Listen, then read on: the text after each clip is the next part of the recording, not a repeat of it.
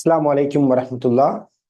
So நம்ம போன கிளாஸ்ல தெர்மல் ரேடியேஷன் வெப்ப கதிர்ப்பு சம்பந்தமா படிச்சிருந்தோம். ஸோ அதை நம்ம கம்ப்ளீட் பண்ணிட்டோம். ஸோ இன்றைய கிளாஸ்ல நம்ம ஒரு முக்கியமான இன்னும் ஒரு டாபிக்கை பத்தி பேசுறேன் அப்படின்னு சொல்லியிருந்தேன். சரியானே? அந்த அடிப்படையில அந்த முக்கியமான டாபிக்குள்ள நம்ம வாரத்துக்கு முதல் சரியான இந்த ஏற்கனவே நாம படிச்சிருக்கக்கூடிய வெப்ப கதிர்ப்பு, அடுத்ததாக நம்ம படிக்கிற அந்த டாபிக்கு இடையில நம்ம தெரிஞ்சு கொள்ள வேண்டிய ஒரு விடயம் ஒன்று இருக்குது. அந்த விடயத்தை நாம கற்றதன் பிற்பாடு இன்ஷா அல்லாஹ் என்ன செய்வோம், அந்த டாபிக்குள்ள போவோம். இது ஒரு சின்ன ஒரு விடயம் தான். தலைப்பா போட்டுக்கொள்ளுங்க, சின்ன தலைப்பொண்டு.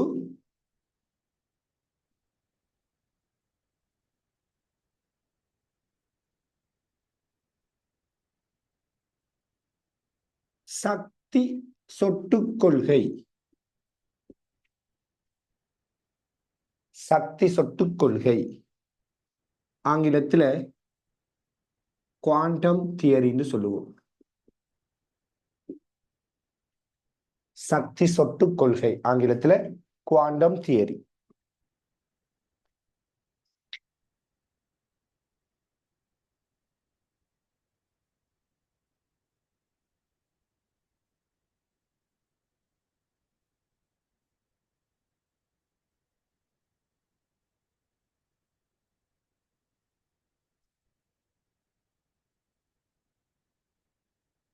ரைட், கவனிங்க.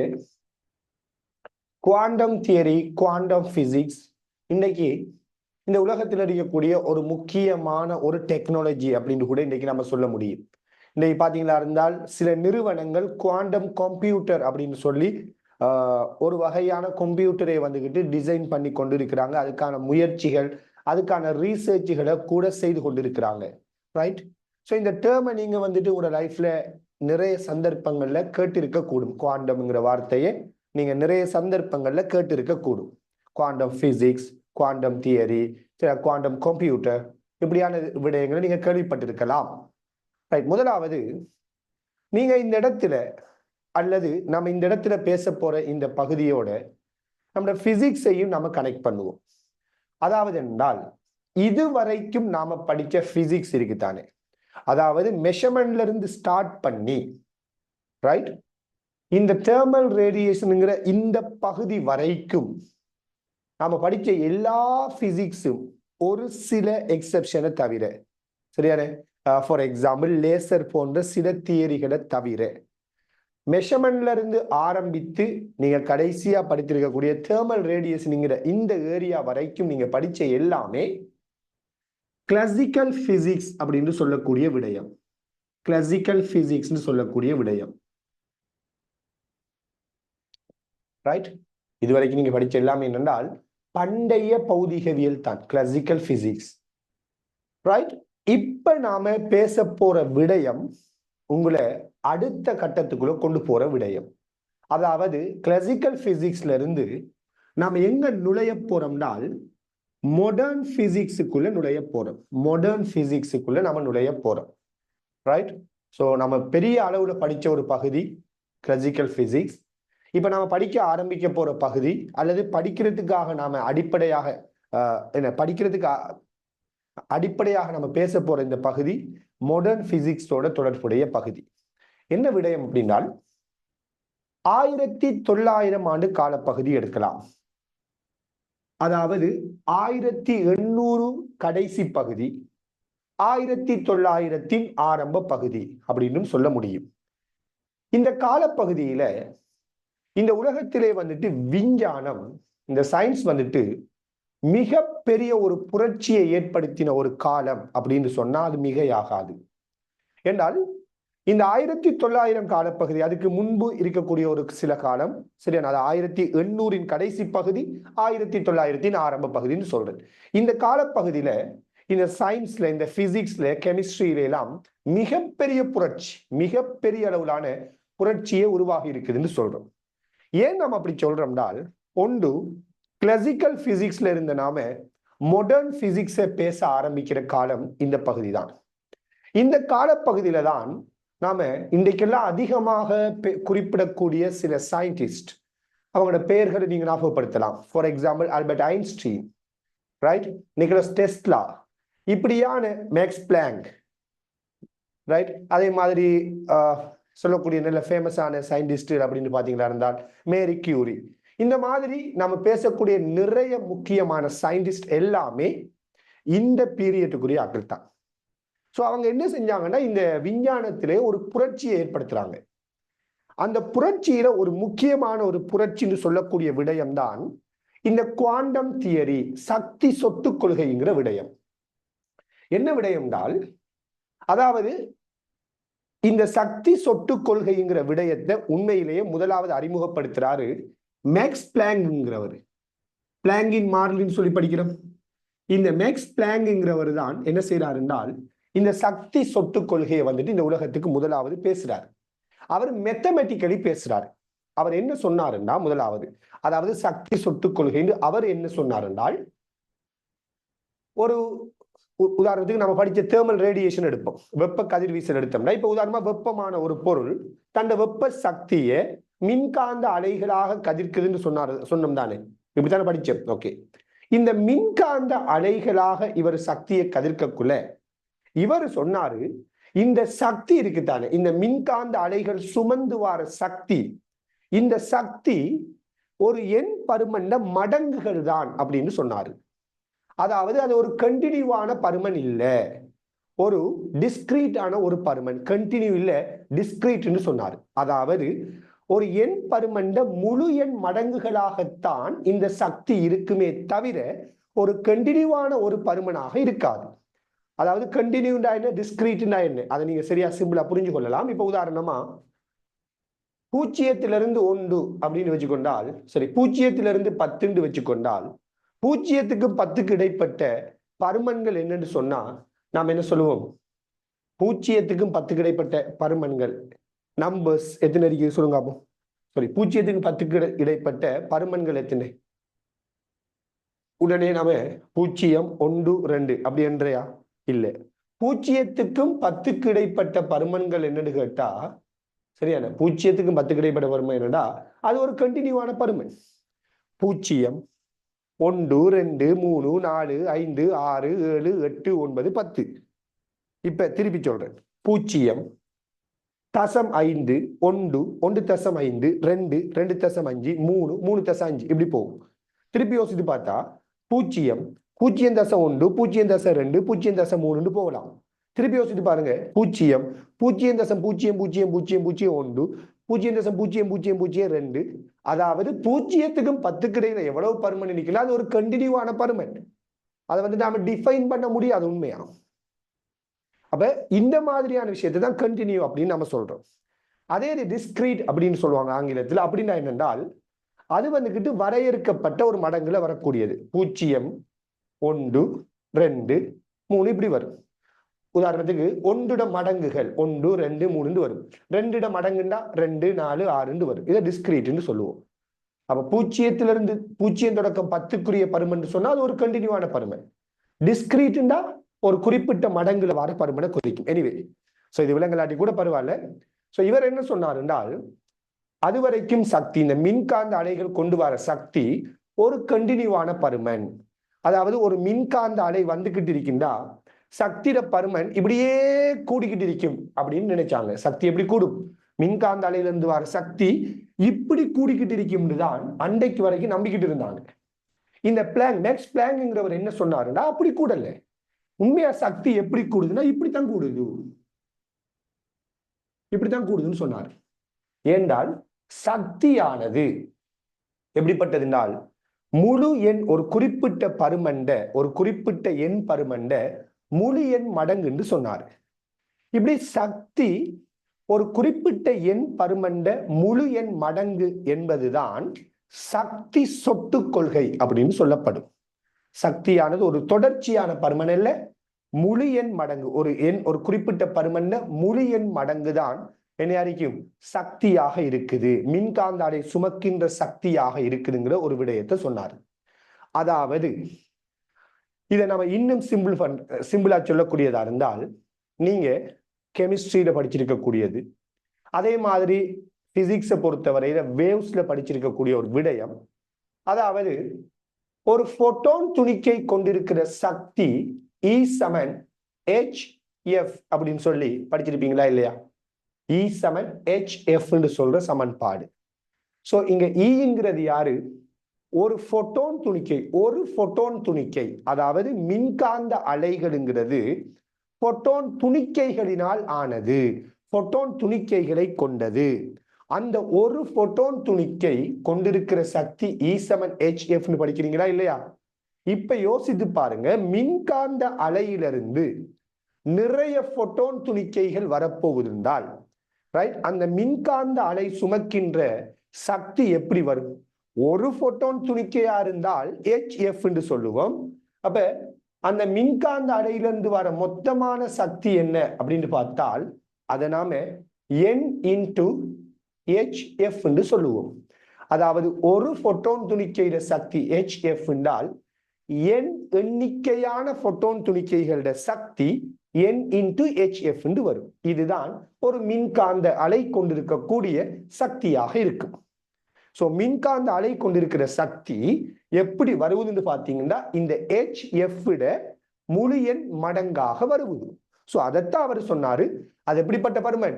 இந்த மாதிரி இப்படி கண்டினியூவா அதிகரிக்கக்கூடிய ஒரு சக்தி இல்ல மின்காந்த அலைகள் கொண்டிருக்கிற சக்தி, அது ஒரு டிஸ்கிரீட்டா இருக்கும் அப்படின்னு சொல்லி சொன்னார்.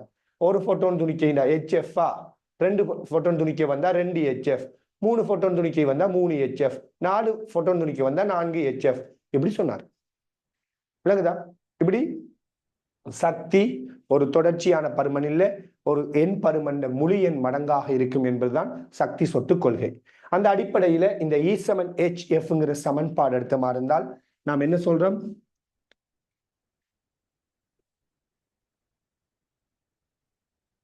ஒரு போட்டோன் துணிக்கை கொண்டிருக்கிற சக்தி என்று சொல்லுவோம் இல்லையா? ஒரு போட்டோன் துணிக்கை கொண்டிருக்கிற சக்தி H. இது யாரு? இதை நாம பிளாங்கின் மாறிலி அப்படின்னு சொல்லுவோம். பிளாங்கின் மாறிலின்னு சொல்றது.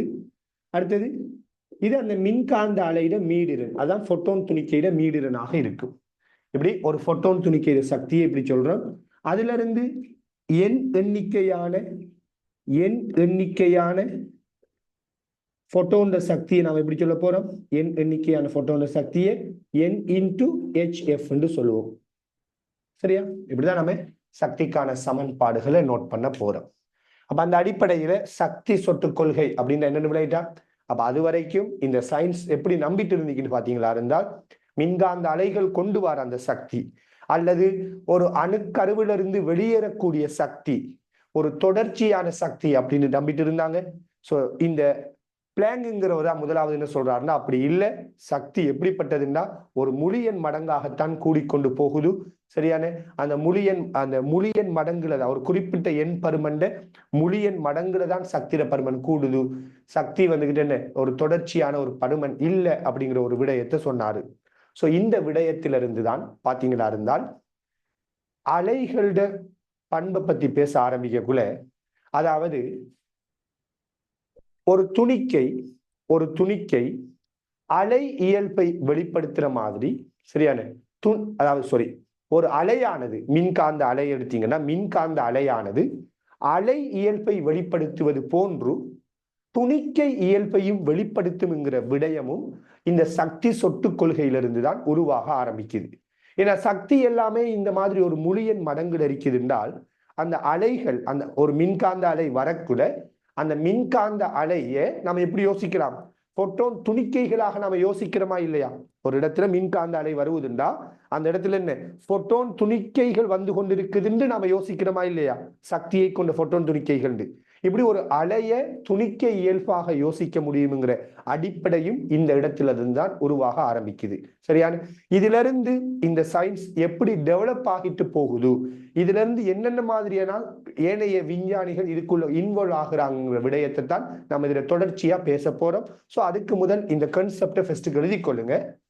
சக்தி சொட்டு கொள்கை என்று போட்டு எழுதி கொள்ளுங்க.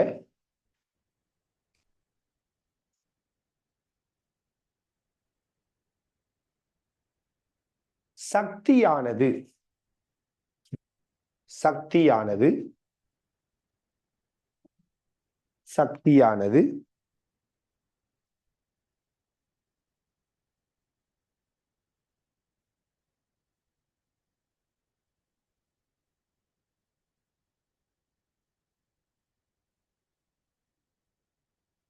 ஓர் குறிப்பிட்ட எண் பருமனின்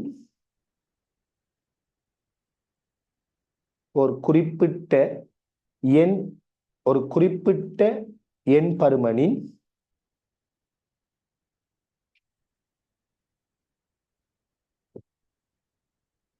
ஒரு குறிப்பிட்ட எண் பருமனின்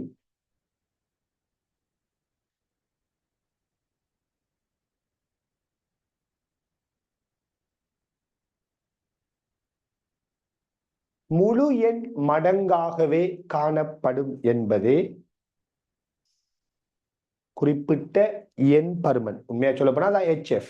எண் பருமனின் முழு எண் மடங்காகவே காணப்படும் என்பது சக்தி சொட்டுக் கொள்கை ஆகும்.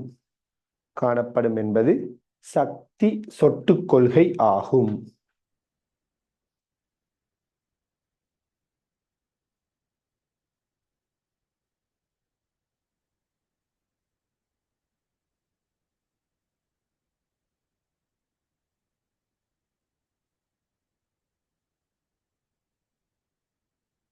ரைட். அடுத்த பாயிண்ட் எழுதிக் கொள்ளுங்க.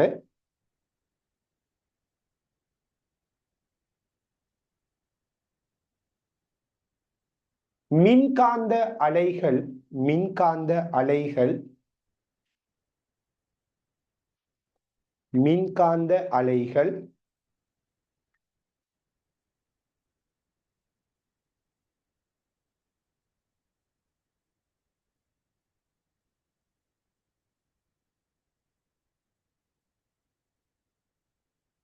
கொண்டிருக்கும் சக்தி மின்காந்த அலைகள் கொண்டிருக்கும் சக்தி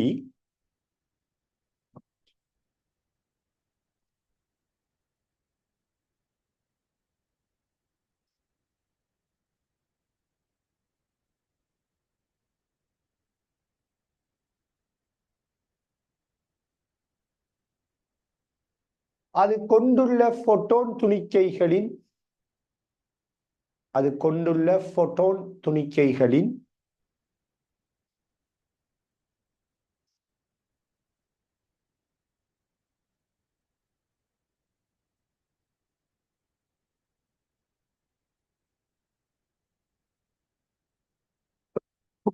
எண்ணிக்கை சார்ந்ததாகும். எண்ணிக்கை சார்ந்ததாகும்.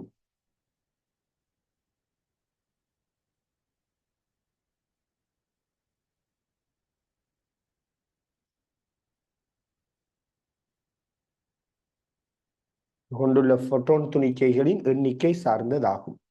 ரைட். இப்ப நீங்க கீழே என்ன செய்ய போறீங்க? ஒரு போட்டோன் சக்திக்கான சமன்பாடு எழுதுறீங்க. அதுக்கிட எண்ணிக்கையான போட்டோன் துணிக்கிற சக்தி என்று கேட்டா n into hf வரணும். இதுல E F H இதெல்லாம் யாருன்னு உங்களுக்கு தெரியும். அடுத்தது இதுல அலகுகளை பத்தி யோசிப்போம். முதலாவது H பருமனை பத்தி யோசிப்போம். இந்த பிளாங்கின் மாறிலிட பருமன் பிளாங்கின் மாறிலிட பருமன் என்னன்னு பாத்தீங்கன்னா 6.62 தர 10⁻34 நினைக்கிறேன். சரியா? செக் பண்ணி சொல்றேன். 6.62 தர 10⁻34 அடிக்கணும். பாப்போம். அதே டைம்ல இந்த பிளாங்கின் மாறிலிட அலகு என்ன வரும்னு பாத்தீங்கன்னா ரொம்ப சிம்பிள். சக்திர அலகு ஜூல், மீடிரண்ட அலகு ஹெர்ட்ஸ்ன்னு சொல்லலாம், அல்லது செகண்ட் -1 சொல்லலாம் இல்லையா? அப்ப செகண்ட் -1 நம்ம யோசிப்போம். மீடிரண்ட அலகு செகண்ட் -1. அப்ப அது இங்கால வந்தால் ஜூல் செகண்ட் வரும். ஜூல் ஹெர்ட்ஸ் -1 சொன்னாலும் ஓகே தான். Joule second. சரியா?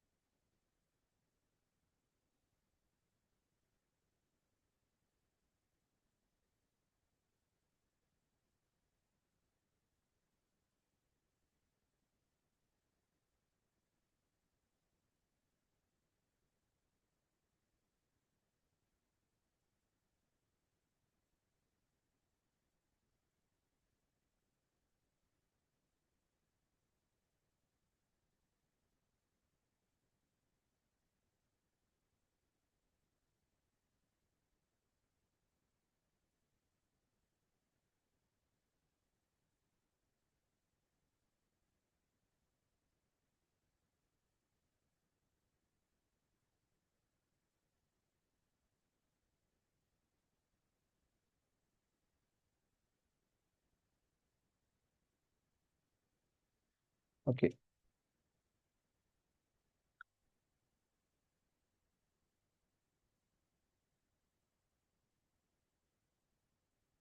ஓகே தானே? அப்ப சக்திய மின்காந்த அலைகள் கொண்டிருக்கிற சக்தி எப்படி இருக்குது அப்படிங்கிற ஒரு விடயத்தை பத்தி பேசிட்டோம். சோ இந்த விடயத்தை நமக்கு முதலாவதா சொல்லி தந்தது யாரு? நம்மட மேக்ஸ் பிளாங்க்ங்கிறவர். அவர் தான் சொல்லித்தாரா பிளாங்கிற மாறிலிருந்து அதான் சொல்றோம். சோ இவர் தான் சக்தி என்ன எண் பருமன் முழு எண் மடங்காக இருக்குங்கிற ஒரு விடயத்தை சொல்றாரு. இருந்தாலும் இந்த விடயம் வந்துகிட்டு பிராக்டிக்கலி நிறுவப்படலை. மெத்தமெட்டிக்கலி இது வந்துகிட்டு சொல்லப்பட்டு இருந்தாலும் பிராக்டிக்கலா இந்த விடயம் சக்தியானது சொட்டு கொள்கையை உடையது. அதாவது துணிக்கை எண் பருமன்ன முழு எண் மடங்கு, சக்திங்கிறது துணிக்கைகள் தான் அப்படிங்கிற விடயத்தை சரியான இந்த மேக்ஸ் பிளாங்க்ங்கிறவர் சொல்லி இருந்தாலும் அதை வந்துட்டு அவர் என்ன செய்யலைன்னா நிறுவல்ல. ரைட்? ஸோ இந்த நிறுவல் எல்லாம் எப்படி நடந்துச்சு அப்படிங்கிற விடயத்தை பத்தி தான் இதுக்கு பிறகு நாம பேச போறோம். அந்த அடிப்படையில நாம பேச போற ஒரு முக்கியமான டாபிக், இந்த பாடத்துல மிக முக்கியமான ஒரு டாபிக் என்ன அப்படின்னு பாத்தீங்கன்னா photo electric effect. Photo electric effect போடுங்க தலைப்பு, போட்டோ எலக்ட்ரிக் எஃபெக்ட், ஒளி மின் விளைவு. ஒளி மின் விளைவு.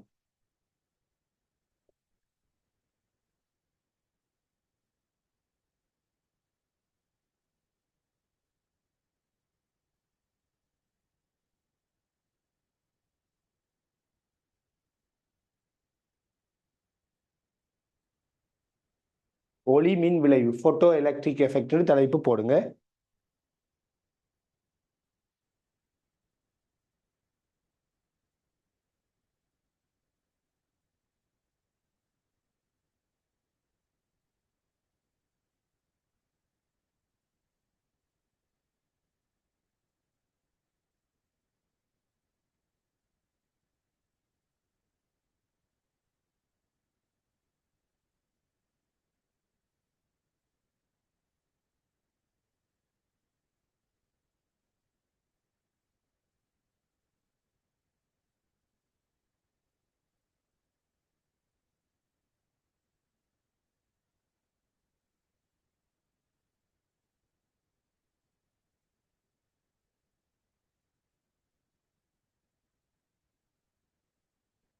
சரி, ஓகே, கவனிங்க. ஒளிமின் விளைவு இங்க இந்த விடயம்தான் சக்தி சொட்டு கொள்கைக்கான நிறுவலாக பிராக்டிக்கலான ஒரு நிறுவலாகவும் அமைஞ்சிருக்குது. சரியான இந்த ஒளிமின் விளைவுங்கிற விடயத்தை முதலாவது கண்டுபிடிக்கிறார் யாரு அப்படின்னு பாத்தீங்கன்னா ஹெர்ட்ஸ்ங்கிற விஞ்ஞானி. அவரை தான் நம்ம என்ன மீடில் அழகாக போடுறோம். ஹெர்ட்ஸ் இருக்காரு தான், ஹெர்ட்ஸ்ன்னு சொல்லுவோம். ரைட்? ஸோ இந்த ஹெர்ட்ஸ்ங்கிற சயின்டிஸ்ட் தான் என்ன செய்யறாரு என்றால் ஒளி மின் விளைவு அப்படிங்கிற விடயத்தை கண்டுபிடிக்கிறார். ரைட்? அதுல இருந்து இந்த ஒளி மின் விளைவுட நிகழ்வை அடிப்படையாக கொண்டு சக்தியானது துணிக்கைகளால் ஆனது அப்படிங்கிற விடயத்தை ஆல்பர்ட் ஐன்ஸ்டீன் என்ன செய்யறாருன்னா இந்த போட்டோ எலக்ட்ரிக் எஃபெக்ட்னு சொல்லி இந்த ஹெர்ட்ஸ் கண்டுபிடிச்ச இந்த விடயத்தை வச்சு நிறுவி காட்டுறாரு. அதனால ஆல்பர்ட் ஐன்ஸ்டீனுக்கு அந்த கண்டுபிடிப்புக்காக என்ன செய்யறாங்கன்னா நோபல் பிரைஸ் கொடுக்குறாங்க. ஸோ ஐன்ஸ்டீன் நோபல் பிரைஸ் எடுத்த ஒரு விடயம் என்னன்னு பாத்தீங்கன்னா இந்த போட்டோ எலக்ட்ரிக் எஃபெக்டை வச்சு என்ன செஞ்சது, அடையில இருக்கக்கூடிய துணிக்கைகள், சக்தியை கொண்ட துணிக்கைகள் இருக்குதுங்கிற விடயத்துக்கான சரி அந்த விடயத்தை வந்துட்டு அவர் நிறுவி இருந்தார். ரைட்? சரி, இந்த போட்டோ எலக்ட்ரிக் எஃபெக்ட்னா என்ன, இதை பத்தி தான் நம்ம முதலாவதா தெரிஞ்சு கொள்ள போறோம். ஸோ போட்டோ எலக்ட்ரிக் எஃபெக்ட்னு சொல்றது ரொம்ப சிம்பிளான விடயம். இதோட தொடர்புடைய தியரி எல்லாமே ரொம்ப சிம்பிளான தியரிகள். ஒழுங்கா ஒரு தடவை இந்த பகுதியை நீங்க நல்லா விளங்கி படிச்சீங்கன்னு வச்சுக்கொள்ளுங்களேன், நீங்க தாராளமா உங்களுக்கு வரக்கூடிய எம்சிக்கு கேள்விகளா இருந்தாலும் செய்ய இயலும். அதே போல இன்ஷா அல்லாஹ் நீங்க என்ன செய்யலாம், ஒரு முழுமையான ஒரு எஸ்ஏ கேள்வி போட்டோ எலக்ட்ரிக் எஃபெக்ட்ல இருந்து வர முடியும். அப்படி வந்தா அதை கூட நீங்க தாராளமா செய்யலாம். ஆனா என்ன என்ன நடக்குதுங்கிற விடயத்தை சரிவர புரிஞ்சு கொள்ளணும். இதுக்கு உங்களுக்கு அடிப்படையாக ஒரு பேசிக்கான எலக்ட்ரிசிட்டி அறிவும் தேவைப்படும். சரியான? எல்லாருமே எலக்ட்ரிசிட்டி படிச்சிருக்கிறீங்க, சொல்றேன் பேசிக்கா, பெரிய லெவலில் இல்லை, ஒரு பேசிக்கா ஒரு எலக்ட்ரிசிட்டி எலக்ட்ரிக் ஃபீல்டு நாலேஜ் வந்துட்டு இங்க தேவைப்படும். ரைட். இப்ப பாருங்க, ஒளி மின் விளைவு. இந்த ஹெர்ட்ஸ்ங்கிறவர் என்ன சொன்னாருன்னா, ஒரு உலோக மேற்பரப்பு எடுத்து, ஒரு உலோக மேற்பரப்பு, ஒரு உலோக மேற்பரப்புல ஒளி கதிர்கள் சொல்றதை விட யூவி கதிர்கள் சொன்னா பொருத்தம். யூவி கதிர்களை, இந்த மாதிரி மின்காந்த அலைகளை ஒரு உலோக மேற்பரப்பின் மீது விழச் செய்கிறாரு, படச் செய்கிறாரு. இப்படி மின்காந்த அலைகளை உலோக மேற்பரப்புக்கு மேல விழச் செய்யக்குள்ள அந்த உலோக மேற்பரப்புல இருந்து இலத்திரன்களானது காலல் செய்யப்படுவது. இந்த மாதிரி என்ன செய்யறாங்க, இலத்திரன்கள் உலோக மேற்பரப்புல இருந்து காலல் செய்யப்படுவது, வெளியேற ஆரம்பிக்குது. இப்படி ஒரு உலோக மேற்பரப்புல மின்காந்த அலை ஒளி அலைகளை விழச் செய்யக்குள்ள, படச் செய்யக்குள்ள அந்த உலோக மேற்பரப்பிலிருந்து இலத்திரன்கள் காலல் செய்யப்படும். இவ்வாறு காலல் செய்யப்படுகின்ற இந்த நிகழ்வு, இந்த விளைவைத்தான் நாம ஒளி மின் விளைவு அப்படின்னு சொல்றோம். சரியா? ஒளி மின் விளைவுன்னா என்னன்னு விளங்குதா? ஒரு சின்ன ஒரு விஷயம் தான், அடிப்படையில் ஒரு சின்ன ஒரு விடயம். என்ன? ஒரு உலோக மேற்பரப்புல மின்காந்த அலைகள் போய் படும் போது, ஒளி அலைகள் போய் படும் போது அந்த உலோக மேற்பரப்பிலிருந்து இலத்திரன்கள் காலல் செய்யப்படுகின்ற நிகழ்வுக்கு பேர் தான் என்ன? ஒளி மின் விளைவுன்னு சொல்றோம். ரைட்? இந்த விடயத்தை இந்த ஹெர்ட்ஸ்ங்கிறவர் ஃபர்ஸ்டுக்கு அறிமுகப்படுத்தக்குள்ள அவர் யூஸ் பண்ணின மின்காந்த அலை எதா அடிக்குதுன்னு பாத்தீங்கன்னா யூவி கதிர்களை அடிக்குது. அவர் யூவி கதிர்களை என்ன செய்யறாருன்னா உலோக மேற்பரப்புல படச் செய்யறாரு. அந்த நேரத்துல உலோகம் தன்னை ஏற்றத்தை வந்துட்டு இழக்குது அப்படிங்கிற விடயத்தை அவர் வந்துட்டு நிறுவுறாரு. பின்னுக்கு வந்த இன்னும் ஒரு சயின்டிஸ்ட் என்ன செய்யறாருன்னா, உண்மையிலேயே இந்த உலோக மேற்பரப்புல யூவி கதிர் படக்குள்ள ஏற்றம் வெளியேறுதுங்கிற விடயத்தை ஹெர்ட்ஸ் கண்டுபிடிச்சாரு. பின்னுக்கு வந்த இன்னும் ஒரு சயின்டிஸ்ட், அவரை பேர் இன்னைக்கு ஞாபகம் இல்லை, அது தேவையும் இல்லை நமக்கு. அவர் என்ன செய்யறாரு என்றால், அந்த ஏற்றத்தை அது இழக்குதுன்னா அது என்ன ஏற்றம், அது இலத்திரன் தான் அப்படிங்கிற விடயத்தை பின்னுக்கு வந்த இன்னும் ஒரு சயின்டிஸ்ட் வந்துட்டு கண்டுபிடிக்கிறாரு. சரியானே? அவ மொத்தத்துல ஒளி மின் விளைவுங்கிறது மின்காந்த அலை, யூவி கதிர், ஒளி அலைகள் ஒரு உலோக மேற்பரப்புல படும்போது என்ன செய்யறது, அந்த மேற்பரப்பில் இருக்கக்கூடிய இலத்திரன்கள், அந்த மேற்பரப்பில் இருக்கக்கூடிய இலத்திரன்கள் அந்த மேற்பரப்பில் இருக்கக்கூடிய அந்த இலத்திரன்கள் அதை விட்டு என்ன செய்யறது, வெளியேறக்கூடியதாக இருக்கிறது. ரைட்? இந்த நிகழ்வை அடிப்படையாக கொண்டு ஒரு சின்ன ஒரு எக்ஸ்பெரிமெண்டோட செய்யறாங்க. என்னன்னு பாத்தீங்கன்னா, 2 ஏற்றம் பெற்ற பொன்னிலை மின்காட்டிகள் எடுக்கிறாங்க. 2 ஏற்றம் பெற்ற பொன்னிலை மின்காட்டிகள் எடுக்கிறாங்க. ஏற்றம் பெற்ற பொன்னிலை மின்காட்டிகள், அதாவது ஒரு பொன்னிலை மின்காட்டி மறை ஏற்றம் பெற்றது. ஒரு பொன்னிலை மின்காட்டியில பாத்தீங்கன்னா எல்லா இடத்தையுமே மறை ஏற்றங்கள் இருக்குது. இப்படி ஒரு பொன்னிலை மின்காட்டி மறை ஏற்றம் பெற்றது. இன்னும் ஒரு பொன்னிலை மின்காட்டி நேரேற்றம் பெற்றது. இன்னும் ஒரு பொன்னிலை மின்காட்டி நேரேற்றம் பெற்றது. எப்படியோ ஒரு பொன்னிலை மின்காட்டி ஏற்றம் பெற்றிருக்குதுன்றால், இப்ப மறையேற்றத்தை அந்த மொத்தமா அது பெற்றிருக்குதுன்றால் இந்த இடத்திலையும் மறையேற்றம் இருக்கும். இந்த இலை பொன்னிலை மின்காட்டி தெரிஞ்சிருக்கு நினைக்கிறேன், இந்த இலையிலையும் மறையேற்றம் இருக்கும். சோ மறையேற்றத்தை தள்ளுறதால இந்த இலை என்ன செய்யும், ஒரு குறிப்பிட்ட கோணத்துக்கு விரிவடையும். அதே மாதிரி இங்க நேரேற்றத்தை பெற்ற ஒரு பொன்னிலை மின்காட்டி, அப்ப இங்கேயும் நேர் ஒன்று தள்ளுறதால இந்த இலை இந்த மாதிரி விரிவடைஞ்சிருக்கு. இப்படி ஏற்றம் பெற்ற 2 பொன்னிலை மின்காட்டிகள் எடுக்கிறோம். எடுத்து என்ன செய்யறாங்க என்றால், இந்த உலோகத்தட்டு, இது உலோகம், இந்த உலோகத்தட்டுல யூவி கதிர்களை அனுப்புறாங்க. ரைட்? இப்படி யூவி கதிர்களை வந்துட்டு அனுப்புறாங்க, ஒளி அலைகளை அனுப்புறாங்க, யூவி கதிர்களை அனுப்புறாங்க. அனுப்பக்குள்ள சரியான ரைட், இப்படி அனுப்பக்குள்ள 2 உலோக மேற்பரப்புலையும் யூவி கதிர்களை இப்படி அனுப்பக்குள்ள இந்த இடத்துல ஒரு பொன்னிலை மின்காட்டிட இழை சுருங்குதாம், இன்னும் ஒரு பொன்னிலை மின்காட்டிட இழை சுருங்காம அப்படியே இருக்குதாம்.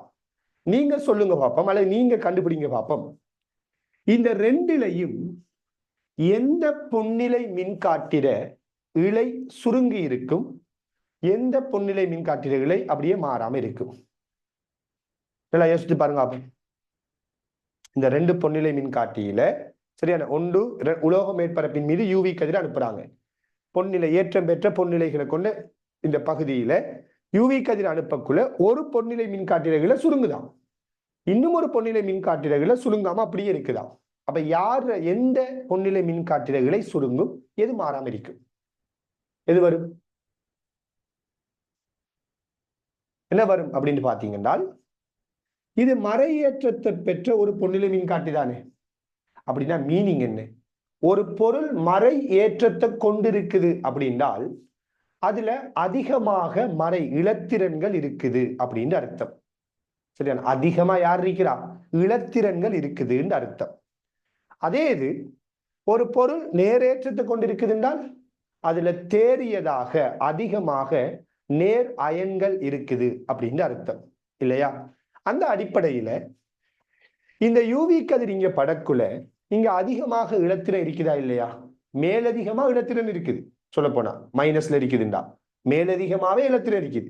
அதனால என்ன நடக்கும்னா இந்த யூவி கதிர் இந்த உலோக மேற்பரப்புல படக்குள்ள இங்க இருந்து இலத்திரன்கள் காலல் செய்யப்படும். இப்படி இலத்திரன்கள் காலல் செய்யப்படுவதென்றால் இந்த மைனஸ் ஏற்றங்களோட பருமன் என்ன செய்யும், குறையும். மைனஸ் ஏற்றத்திட பருமன் இவ்வாறு குறைந்தால் இந்த இழை ஒன்றை ஒன்று தள்ளி கொண்டிருந்த இந்த இலைகளுக்கு இடைப்பட்ட இந்த கோணமானது குறைவடையும். ஆக இங்க தீட்டா குறையும். அதே நேரத்தில இந்த யூவி கதிர் இங்க போய் படக்குள்ள தேறியதாக நேர் அயன்கள் தான் இங்க இருக்குது, தேறியதாக இலத்திரன்கள் இல்லை, அல்லது சுயாதீன இலத்திரன்கள் இங்க இல்லை. சரியா, அதனால இங்கிருந்து இலத்திரன்கள் காலல் செய்யப்பட முடியாது. அதே நேரத்தில ஒளி மின் விளைவுல காலல் செய்யப்படுறது யாருதான், இலத்திரன்கள் தான். எனவே இங்கிருந்து நேர் அயன்கள் இருக்கிறதால இங்க இலத்திரன்கள் காலல் செய்யப்பட முடியாது. ஏன்னா இங்க சுயாதீன இலத்திரன்கள் இல்லை. ஆக ஒரு நிகழ்வு ஒரு மாற்றமும் இங்க தீட்டாவுக்கு என்ன செய்யாது, நடைபெறாது. அப்ப இந்த கோணம் மாறாது அப்படின்னு சொல்லுவோம். அப்ப ஒளி மின் விளைவுல சரியான காலல் செய்யப்படுறது இலத்திரன்கள் தான் அப்படிங்கிற ஒரு விடயத்தை பொன்னிலை மின்காட்டியை பயன்படுத்தி நிறுவக்கூடியதாக இருக்குது. அப்ப பொதுவா ஒளி மின் விளைவு சரியான ஒளி மின் விளைவுல காலல் செய்யப்படுறது யாரு, இலத்திரன்கள். அதுவும் உண்மையா அது என்ன இலத்திரன்கள் அறிக்கும்னால் ஃப்ரீ எலக்ட்ரான், சுயாதீன இலத்திரன்கள் அறிக்கும். சரியான, அப்படி ஒரு உலோக மேற்பரப்புல இருந்து காலல் செய்யப்படுறது யாரு, சுயாதீன இலத்திரன்கள். ஏன் நான் இதை எப்படி சொல்றேன்டா, இப்ப மின்காந்த அலைகளை உலோக மேற்பரப்புல பட செய்யக்குள்ள இலத்திரன் காலல் செய்யப்படும் சொன்னா ஒரு பிளாஸ்டிக் ஒரு ஆள் கொண்டு வராரு, இந்த பிளாஸ்டிக்ல மின்காந்த அலை அனுப்பினா இதுல இருந்து இலத்திரன் காலல் செய்யப்படாதான்னு கேட்கிறாரு. சோ அவருக்கு நாம என்ன ஆன்சர் சொல்லுவோம், பிளாஸ்டிக்ல இருந்து இலத்திரன் காலல் செய்யப்படாது. ஏன் காலல் செய்யப்படாதுன்னா பிளாஸ்டிக்ல சுயாதீன இலத்திரன்கள் இல்லை. சரியானே, அப்ப சுயாதீன இலத்திரன்களை அதிகமாக கொண்டது உலோகங்கள். சரியானே, அதனாலதான் உலோக மேற்பரப்புல மின்காந்த அலைப்படக்குள்ள அங்க ஒளி மின் விளைவுங்கிற நிகழ்வு உருவாகுது. பிளாஸ்டிக்ல சுயாதீன இலத்திரங்கள் அதிகமாக இருக்க போறது இல்லைங்கிறதால அங்க ஒளி மின் விளைவு என்ன செய்யாது, ஏற்படாது. ரைட், அப்ப ஒளி மின் விளைவுண்டா என்ன, அங்க எது காலல் செய்யப்படுவது, அங்க காலல் செய்யப்படுறதுக்குரிய மெட்டீரியல் யாராக இருக்கணுங்கிற விடயம் எல்லாம் தெளிவாக இருக்கணும். சோ கீழுக்கு எழுதி கொள்ளுங்க. முதலாவது பாயிண்ட் எழுதி கொள்ளுங்க.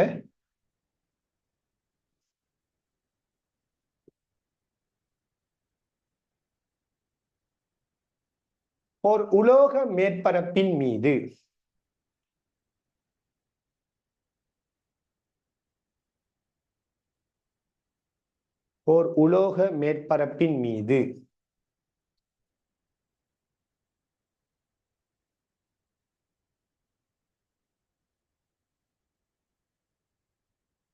ஒளியானது படும் போது அல்லது விழும் போது, எப்படியாச்சும் எழுதுங்க, ஒளியானது விழும் போது அல்லது படும் போது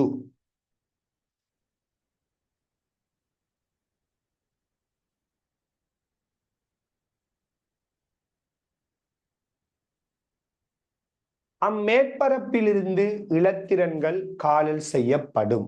அம்மேற்பரப்பிலிருந்து இலத்திரன்கள் காலல் செய்யப்படும்.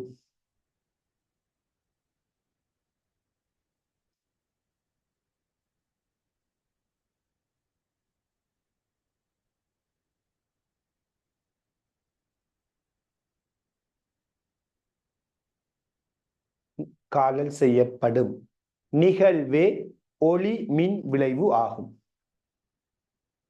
நிகழ்வே ஒளி மின் விளைவு ஆகும்.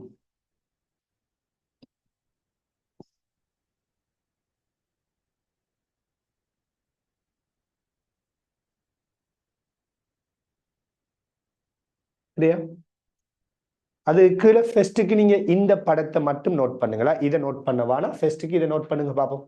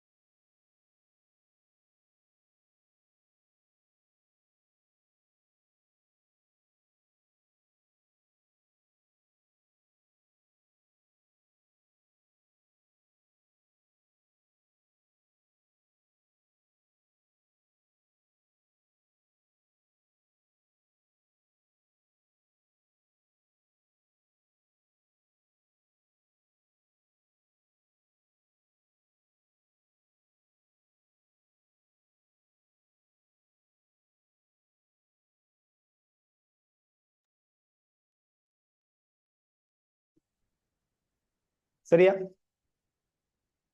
ஓகே, இப்ப நீங்க இந்த படத்தை நோட் பண்ணிட்டீங்களே, இப்ப கீழுக்கு எழுதி கொள்ளுங்க, கீழுக்கு எழுதி கொள்ளுங்க.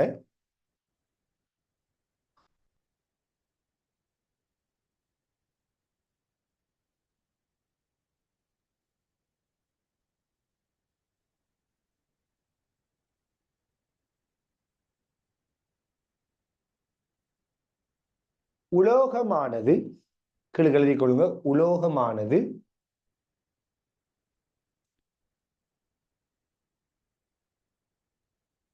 அதிகமான சுயாதீன இலத்திரன்களை கொண்டிருப்பதன் காரணமாகவே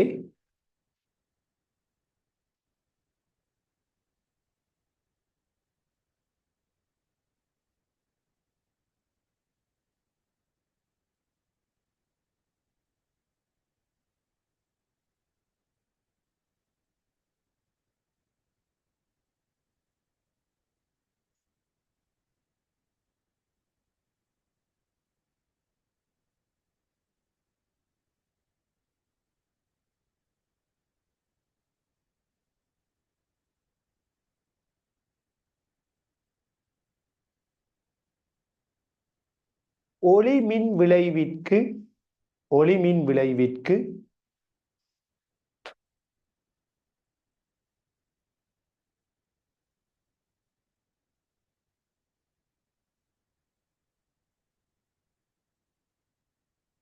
உலோகம் பொருத்தமானதாக அமைகின்றது.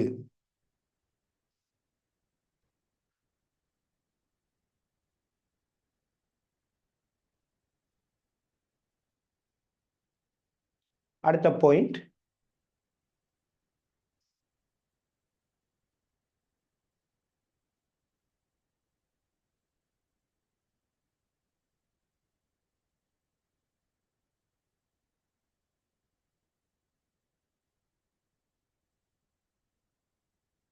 சரியா? அடுத்த பாயிண்ட் எழுதிக் கொள்ளுங்க.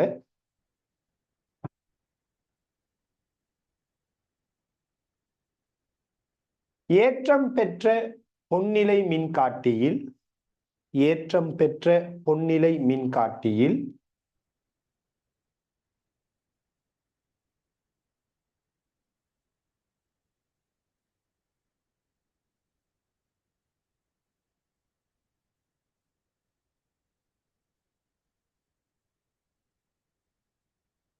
ஏற்றம் பெற்ற பொன்னிலை மின்காட்டியில்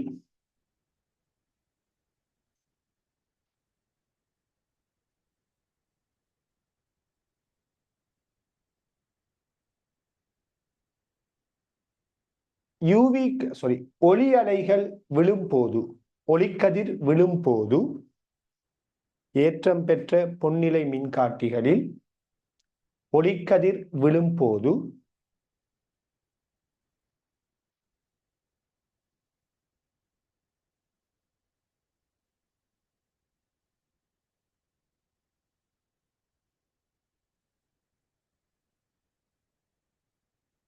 மறையேற்றம் பெற்ற பொன்னிலை மின்காட்டியின் மறையேற்றம் பெற்ற பொன்னிலை மின்காட்டியின்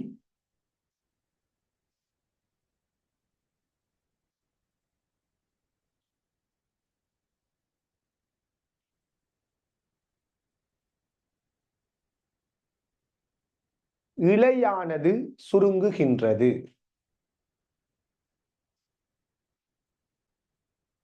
மறையேற்றம் பெற்ற பொன்னிலை மின்காட்டியின் இழையானது சுருங்குகின்றது.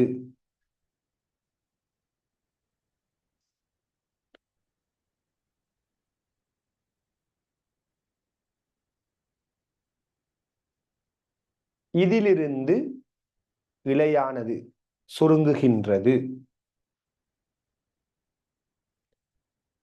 இதிலிருந்து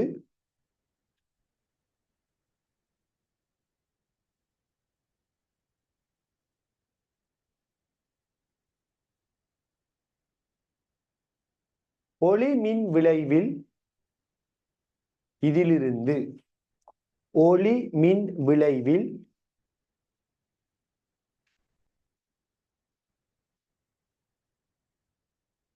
காலல் செய்யப்படுவது. இதிலிருந்து ஒளி மின் விளைவில் காலல் செய்யப்படுவது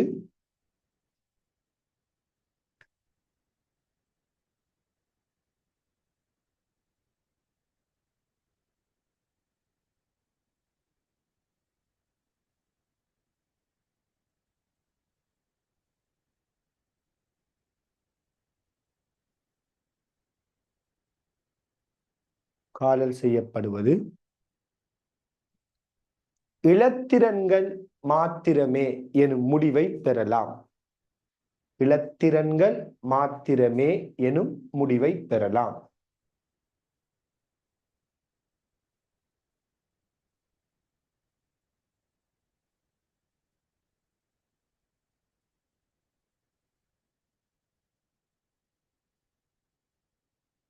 ரைட்.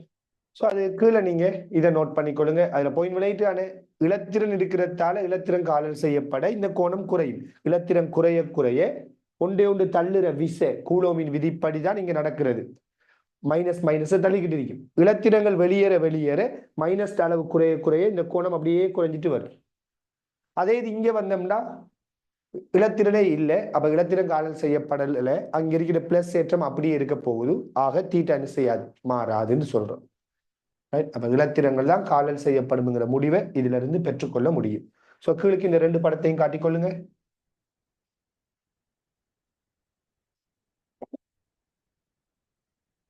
இதுல நோட் பண்ணுங்களா, இங்க தீட்டான்னு செய்து குறையுது, அதாவது இலை சுருங்குது, ஒடுங்குது. இங்க தீட்டா வந்துட்டு மாறாம இருக்குது. தெளிவா நோட் பண்ணுங்க. அப்போ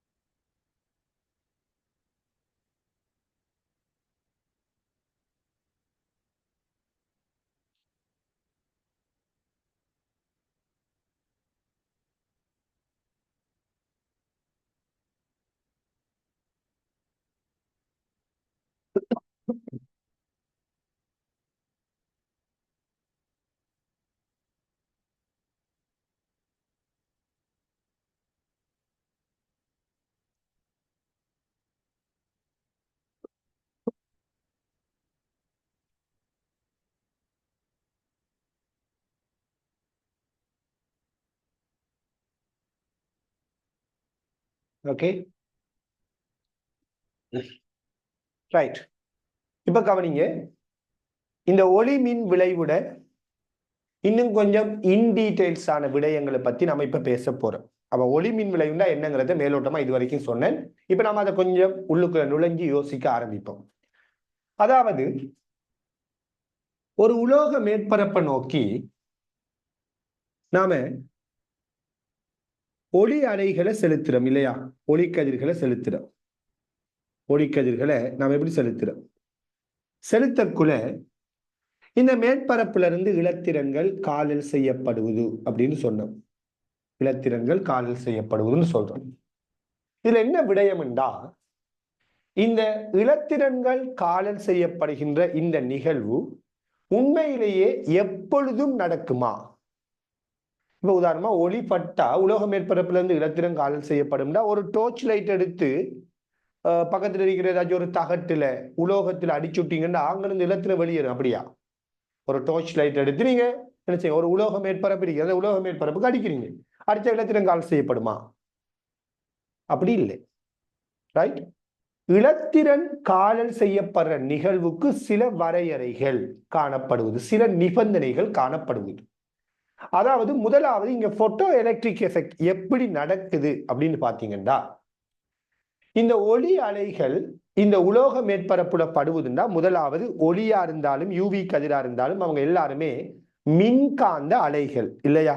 சோ நாம படிச்சிட்டோம், மின்காந்த அலைகள் கொண்டிருக்கிற சக்திங்கிறது போட்டோன் துணிக்கைகள் கொண்டிருக்கிற சக்தி.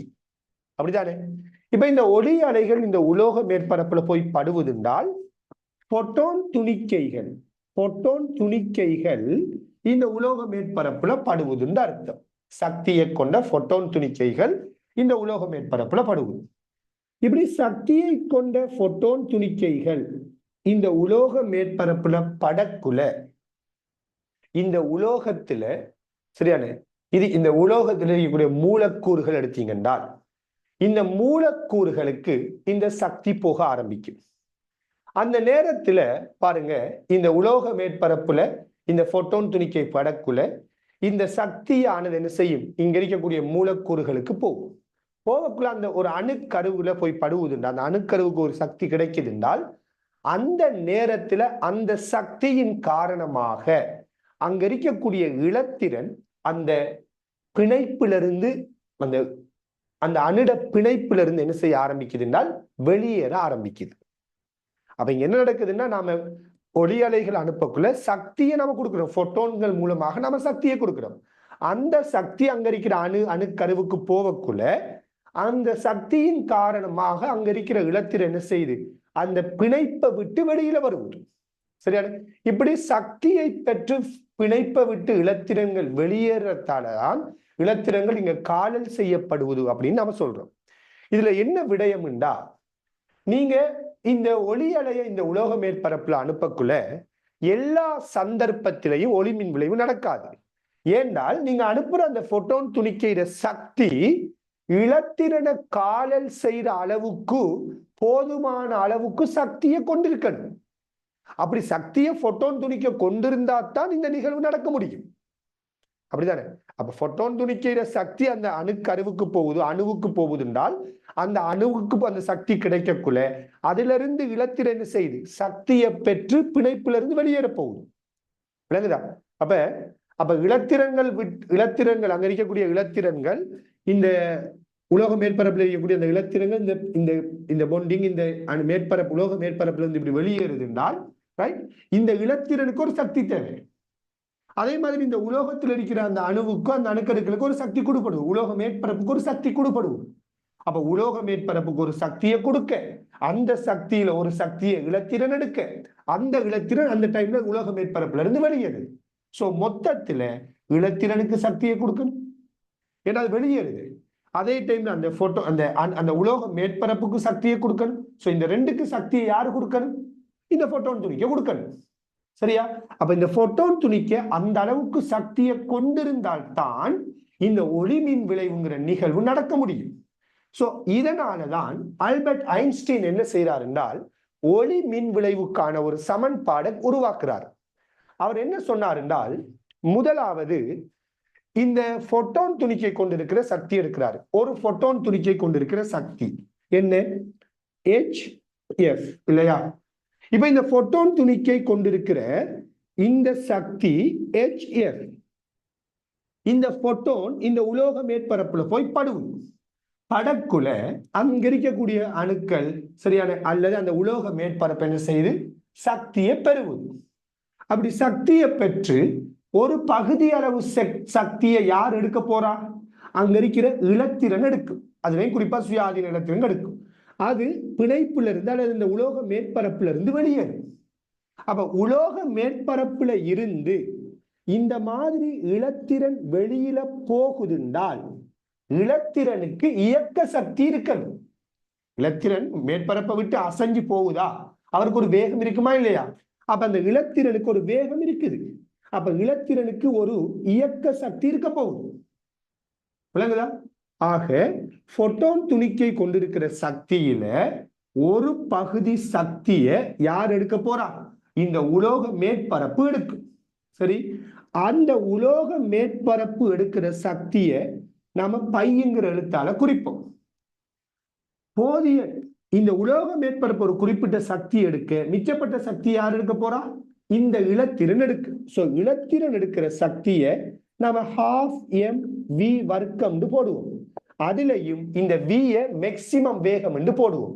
அதாவது நான் இயக்க சக்திக்கான சமன்பாடு எழுதியிருக்கிறேன். சரியான? அதுலயும் இந்த வேகத்தை நான் எப்படி எழுதுறேன்னா மேக்சிமம் வேகம் எழுதுறேன். ஏனால் இலத்திரன் அந்த உலோக மேற்பரப்பை விட்டு வெளியேறக்குள்ள நல்ல வேகமா வெளியேறும். அதுக்கு பிறகு இலத்திரன் வேகம் என்ன செய்யலாம்? குறையலாம். அப்ப இலத்திரன் உலோக மேற்பரப்பை விட்டு வெளியேறக்குள்ள அதோட வேகம் ஒரு மேக்சிமம் வேகமா இருக்கு. அப்ப அந்த அடிப்படையில இலத்திரன் கொண்டிருக்கிற சக்தி 12mv வர்க்கம் என்று சொல்றோம். அப்ப அந்த அடிப்படையில பாருங்க, போட்டோனானது கொண்டிருக்கிற சக்தியில ஒரு பகுதி சக்தியை உலோகம் பெற்றுக்கொள்ள, உலோக மேற்பரப்பு எடுத்துக்கொள்ள, இன்னும் ஒரு பகுதி சக்தியை இலத்திரன் எடுத்துக்கொண்டு உலோக மேற்பரப்பை விட்டு வெளியேறுது. எனவே HF சமன் π + 12mv² தான் போட்டோ எலக்ட்ரிக் எஃபெக்டுக்கான சக்தி சமன்பாடாக இருக்குது. இந்த சமன்பாடை ஐன்ஸ்டீன் என்ன செய்யறாரு? நிறுவி இருக்கிறாரு. சரியான? அப்ப அவர் எப்படி எந்த அடிப்படையில இந்த விடயத்தை நிறுவுறான்னு விளங்குதா? அப்ப முழுக்க முழுக்க பாத்தீங்கன்னா இது ஒரு சக்தி காப்பு தத்துவத்தோட தொடர்புடைய ஒரு சமன்பாடு. அப்ப போட்டோன் கொண்டிருக்கிற சக்தி தான் இங்க இருக்கக்கூடிய உலோக மேற்பரப்புக்கு கிடைக்குது. அதுல ஒரு பகுதி சக்தியைத்தான் இலத்திரன் எடுத்துக்கொண்டு வெளியேறுது. அப்ப இவங்க ரெண்டு பேரும் பெற்றுக்கொண்ட மொத்த சக்தியில கூட்டுத்தொகை தான் போட்டோன் கொண்டிருக்கிற சக்தி. இதுல இன்னொரு விடயம் என்னென்றால், ஒரு இலத்திரன் உலோக மேற்பரப்புல இருந்து காலல் செய்யப்படுறதுக்கு காரணமாக அமைகிறது ஒரு போட்டோன் துணிக்கையாத்தான் இருக்கும். எல்லாம் பாருங்க, HF இது யாரு? ஒரு போட்டோன் துணிக்கை கொண்டிருக்கிற சக்தி. 12mv வர்க்கம் இது யாரு? ஒரு இலத்திரன் கொண்டிருக்கிற சக்தி. சோ ஒரு போட்டோன் துணிக்கை தான் ஒரு இலத்திரன் காலல் செய்யப்படுறதுக்கு காரணமான சக்தியை கொடுத்திருக்கு. சரியான? அப்ப HFங்கிற இந்த சமன்பாட்டிலிருந்து நீங்க சரிவர புரிஞ்சு கொள்ளுங்க. π + 12mv வர்க்கம் HF எனது சமன் π + 12mv வர்க்கம்ங்கிற சக்தி சமன்பாட்டுக்கு பொருத்தமாக அமையுது. ரைட்? இப்ப விலங்குல இங்க என்ன நடந்திருக்குதுன்னு சொல்லி, அப்ப உலோக மேற்பரப்புல படுறதை வச்சுதான் என்ன செய்யறோம்? சக்தியை நாம யோசிக்கிறோம். இப்ப கவனிங்க, இந்த HFங்கிற போட்டோன் கொண்டிருக்கிற சக்தி இருக்குதானே, இந்த போட்டோன் கொண்டிருக்கிற சக்தி ஒவ்வொரு கேசஸா நம்ம யோசிக்க போறோம். இந்த போட்டோன் கொண்டிருக்கிற சக்தி, இந்த HF பருமன் உலோக மேற்பரப்புக்கு தேவையான சக்தி இருக்குது. ஒவ்வொரு ஒளி மின் விளைவு நடைபெறணும்னால் சரியான உலோக மேற்பரப்புக்கு ஒரு சக்தி தேவை. அந்த உலோக மேற்பரப்புக்கு தேவையான சக்தியை விட போட்டோன் கொண்டிருக்கக்கூடிய சக்தியானது குறைவாக இருந்தால் நாம சொல்லலாம், இந்த சந்தர்ப்பத்தில் கேஸ் 1 போடுறேன், இந்த சந்தர்ப்பத்தில் ஒளி மின் விளைவுங்கிற நிகழ்வே நடைபெறாது. சோ ஒளி மின் விளைவு எப்ப நடைபெறாது?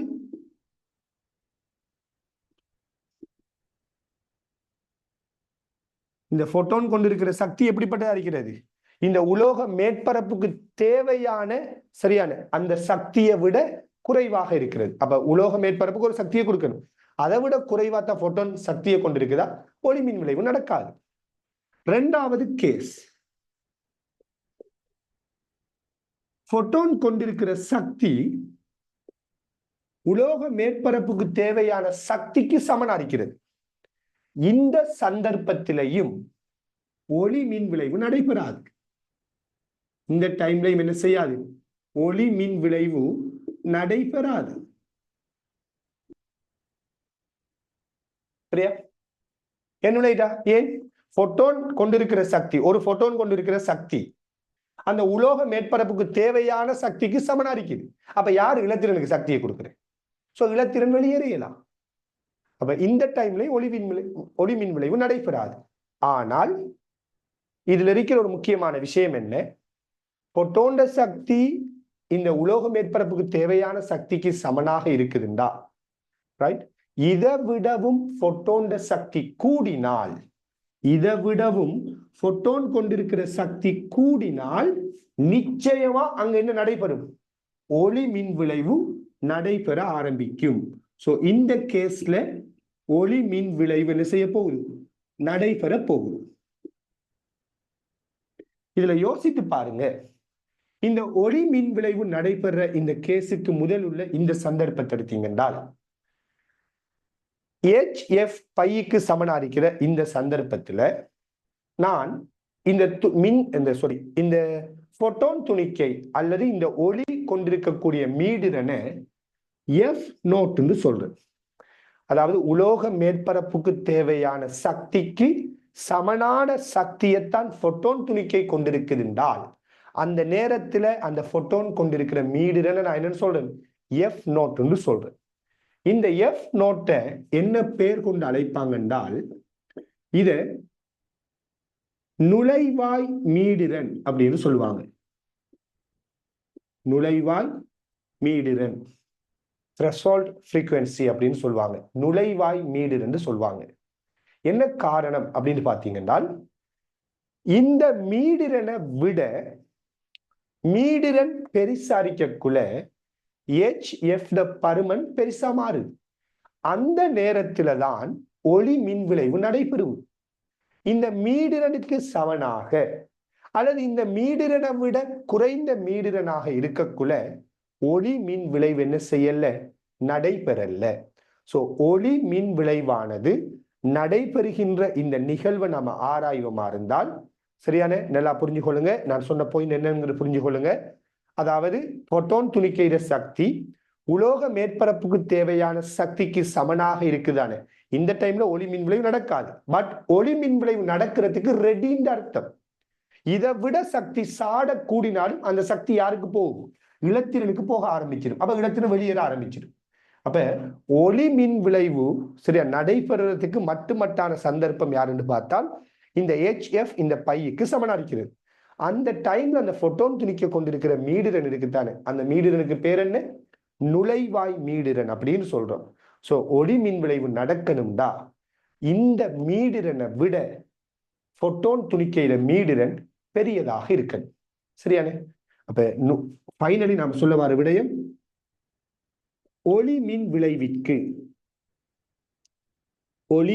விளைவிற்கு போட்டோன் துணிக்கை அல்லது மின்காந்த அலை கொண்டிருக்க வேண்டிய மீடிரன் நுழைவாய் மீடிரனிலும் பெரியதாக இருத்தல் வேண்டும். இப்படி ஒரு நிகழ்வு நடந்தால் என்ன செய்யும்? ஒளி மின் விளைவு நடக்கும். இப்ப யோசித்து பாருங்க, நாம எல்லா மின்காந்த அலைகளை எல்லா ஒளி அலைகளையும் ஒரு உலோக மேற்பரப்புல பட வச்சா அங்க எல்லாம் ஒளி மின் விளைவு நடந்துடாது. ஒரு குறிப்பிட்ட மீடிரனை விட எப்படி இருக்கணும்? மீடிரன் பெருசா இருந்தா தான் ஒளி மின் விளைவு நடக்கும். ஃபார் எக்ஸாம்பிள் சரியான இந்த உலோக மேற்பரப்புல நீங்க சிவப்பு நிற கதிரை அனுப்புறீங்க, சிவப்பு நிற ஒளியை அனுப்புறீங்க. சிவப்பு நிற ஒளியை இந்த உலோக மேற்பரப்புல அனுப்பக்குள்ள ஒளி மின் விளைவு நடக்கல. கேஸ் 1 இருக்குன்னு வச்சுக்கோ. சிவப்பு நிற ஒளிக்கதிர் அனுப்புறீங்க, ஒளி மின் விளைவு நடைபெறல. அப்படின்னா என்ன மீனிங்? அந்த போட்டோன் துணிக்க கொண்டிருக்கிற சக்தி உலோக மேற்பரப்புக்கு தேவையான சக்தியை விட குறையும். திருப்பி சிவப்பை விட மீடிரன் கூடின ஒரு ஆளை அனுப்புவோம். உதாரணமா பச்சையை அனுப்புறோம். பச்சை நிறத்தை அனுப்புறீங்க, அந்த டைம்ல கேஸ் 2 நடைபெறுவதுன்னு எடுப்போம். அதாவது HF பைக்கு சமனா இருக்குது. சோ இப்பையும் ஒளி மின் விளைவு நடைபெறல. இப்ப நீங்க நீல நிறத்தை அனுப்புறீங்க. பச்சையில மீடிரனை விட நீலத்தில மீடிரன் எப்படிப்பட்டது? பெரிசு. விளங்குதா? சிவப்பிட மீடிரனை விட பச்சையிட மீடிரன் பெரிசு. பச்சையை விட நீலத்திட மீடிரன் பெரிசு. இப்ப நீல நிறத்தை நீங்க அனுப்பக்குள்ள, பச்சை நிறத்தை அனுப்பக்குள்ள ஒளி மின் விளைவு நடைபெறத்துக்கு ரெடியா இருக்குது. அதாவது பச்சை நிற ஒளிர மீடிரன் இருக்குத்தானே, அது நுழைவாய் மீடிரனுக்கு சமனாய் இருந்திருந்தால் அதை விட கூடிய மீடிரனான நீல நிறத்தை நீங்க அனுப்பக்குள்ள நிச்சயம் அங்க என்ன செய்யும்? ஒளி மின் விளைவு நடக்கும். சோ ஒளி மின் விளைவு நடைபெறணும்னால் ஒரு குறிப்பிட்ட மீடிரனை விட மீடிரன் எப்படி இருக்கணும்? பெருசா இருக்கணும். இரண்டாவது விடயம், எல்லா உலோகங்களையும் ஒளி மின் விளைவு ஒரே மாதிரி நடைபெறாது. ஏண்டால் ஆரம்பத்திலேயே நாம சொல்லிட்டோம், ஒளி மின் விளைவுக்கு தேவையான சக்தியை கொடுக்கக்குள்ள அங்க அந்த சக்தியை முதலாவது எடுத்துக்கொள்ற ஒரு ஆள் உலோகத்தில மேற்பரப்பு. இந்த உலோகத்தில மேற்பரப்பு உறிஞ்சிற இந்த சக்தி இருக்குத்தானே, இந்த சக்திக்கு ஒரு பேர் இருக்குது. இந்த சக்திக்கு பேர் என்னன்னு தெரியுமா? இதை சொல்லுவாங்க வேலை சார்பு அப்படின்னு சொல்லுவாங்க. இதுக்கு பெயர் வேலை சார்பு. வேலை சார்பு அப்படின்னு சொல்லுவாங்க. ஒர்க் ஃபங்க்ஷன் அப்படின்னு ஆங்கிலத்துல சொல்லுவாங்க. வேலை சார்பு. சரியானே? இந்த வேலை சார்புங்கிறது ஒளி மின் விளைவு நடைபெறுவதற்காக ஒரு உலோகத்துக்கு தேவையான சக்தி. இந்த பருமன், இந்த வேலை சார்புட பருமன் இருக்குத்தானே, இது உலோகங்களுக்கு உலோகம் என்ன செய்யக்கூடியதுன்னா மாறுபடக்கூடியது. இப்ப உதாரணமா செப்பு உலோகமா இருந்தால், செப்பா இருந்தால், உலோகம் மாதிரி செப்பா இருந்தால் அவருக்கு தேவையான சக்தியும் வேலை சார்புட பருமனும், அவர வேலை சார்புட பருமனும் அலுமினியத்துக்குரிய வேலை சார்புட பருமனும் எப்படி இருக்காதுன்னா சமனா இருக்காது. உலோகங்கள் மாற மாற வேலை சார்புட பருமன் மாறும். சரியானே? அப்ப உலோகத்திட தன்மை மாறக்குள்ள என்ன ஒளி மின் விளைவுக்குரிய நிகழ்வு மாறுதுன்னா சும்மா இப்படி யோசித்து பாருங்க. இப்ப நீங்க பச்சை நிறத்தை ஒரு உலோக மேற்பரப்புல படைச்சீங்க, ஒளி மின் விளைவு நடக்கல. அதே இது பச்சை நிறத்தை வேற ஒரு உலோக மேற்பரப்புல படைச்செய்யக்குள்ள என்ன செய்யலாம்? அங்க ஒளி மின் விளைவு நடக்கலாம். ஏண்டா உலோகம் மாறக்குள்ள வேலை சார்புட பருமன் மாறிக்கொண்டிருக்கு. சரி, சோ இதெல்லாம் இதுக்கு பிறகு நம்ம அடுத்த கட்டமா பேச போற விடயம். சோ அடிப்படையில இந்த சமன்பாடு என்ன, இந்த சமன்பாட்டுல இருந்து நாம பேசக்கூடிய இந்த கேசஸ் என்ன, அதுல இருந்து நுழைவாய் மீடிரண்டா என்ன அப்படிங்கிற விடயத்தை நீங்க கட்டாயம் தெரிஞ்சிருக்கணும்.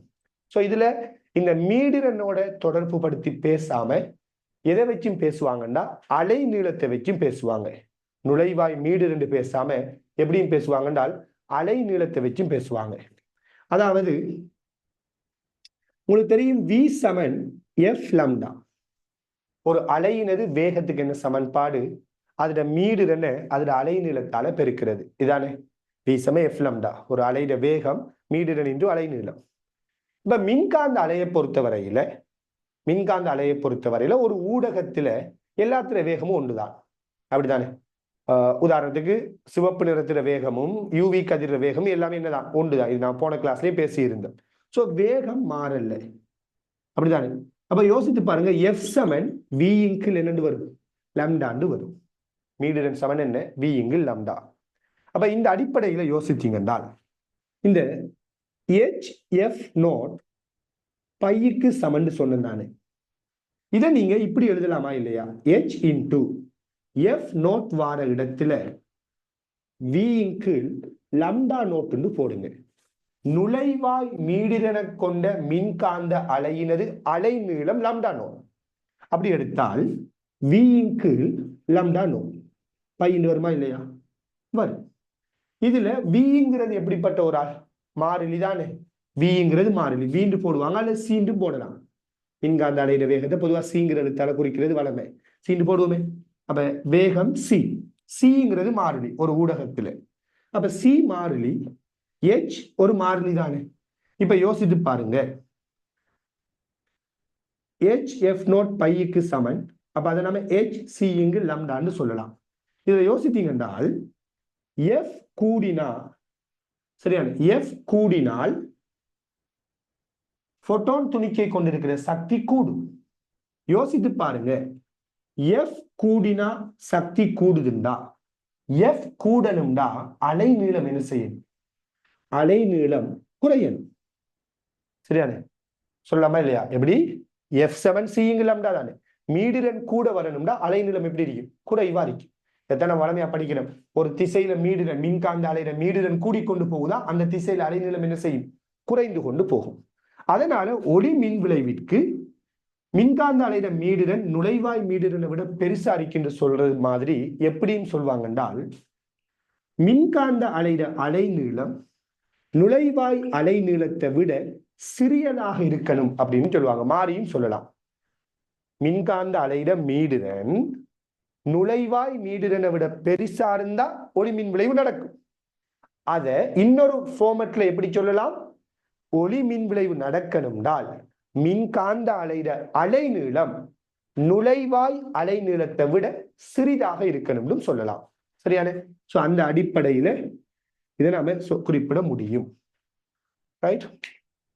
இப்ப நீங்க இந்த சமன்பாடு இந்த விடயங்கள் இவ்வளவை நீங்க நோட் பண்ண போறீங்க. சோ அதுக்கு முதல் ஒரு பாயிண்ட் எழுதி கொள்ளுங்க. ஒரு பாயிண்ட் எழுதி கொள்ளுங்க.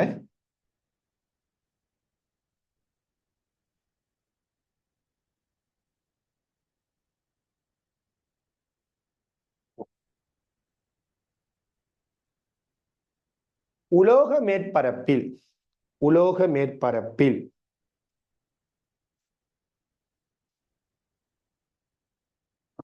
உலோக மேற்பரப்பில்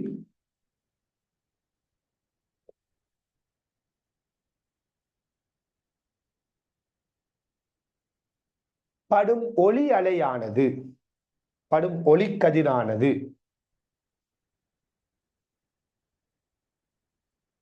படும் ஒளிக்கதிரானது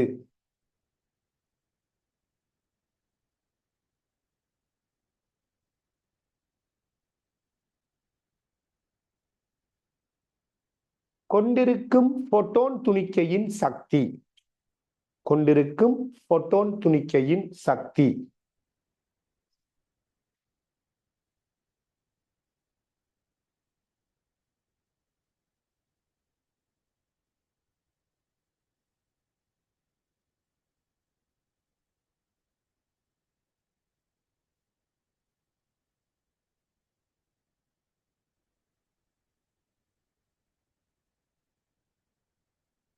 உலோக மேற்பரப்பிற்கு சக்தியை வழங்குவதுடன்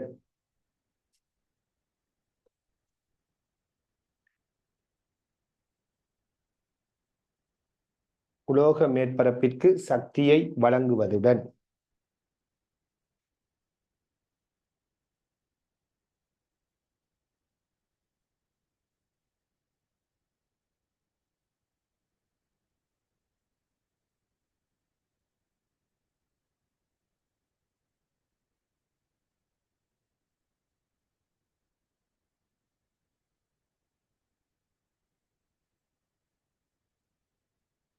காலலுறும் இலத்திரனிற்கும் சக்தியை வழங்குகின்றது. காலலுறும் இலத்திரனிற்கும் சக்தியை வழங்குகின்றது.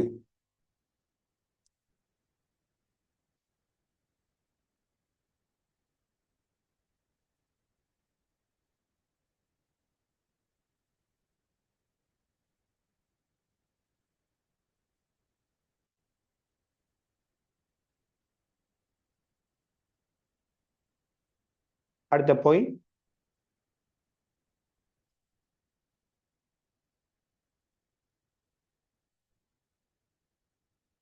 ஒளி மின் விளைவுடன் தொடர்புடைய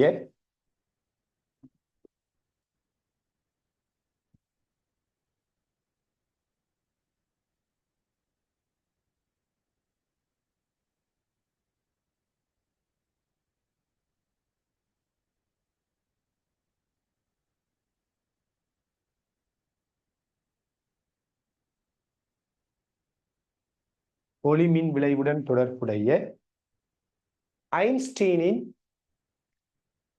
சக்தி சமன்பாடு ஐன்ஸ்டீனின் சக்தி சமன்பாடு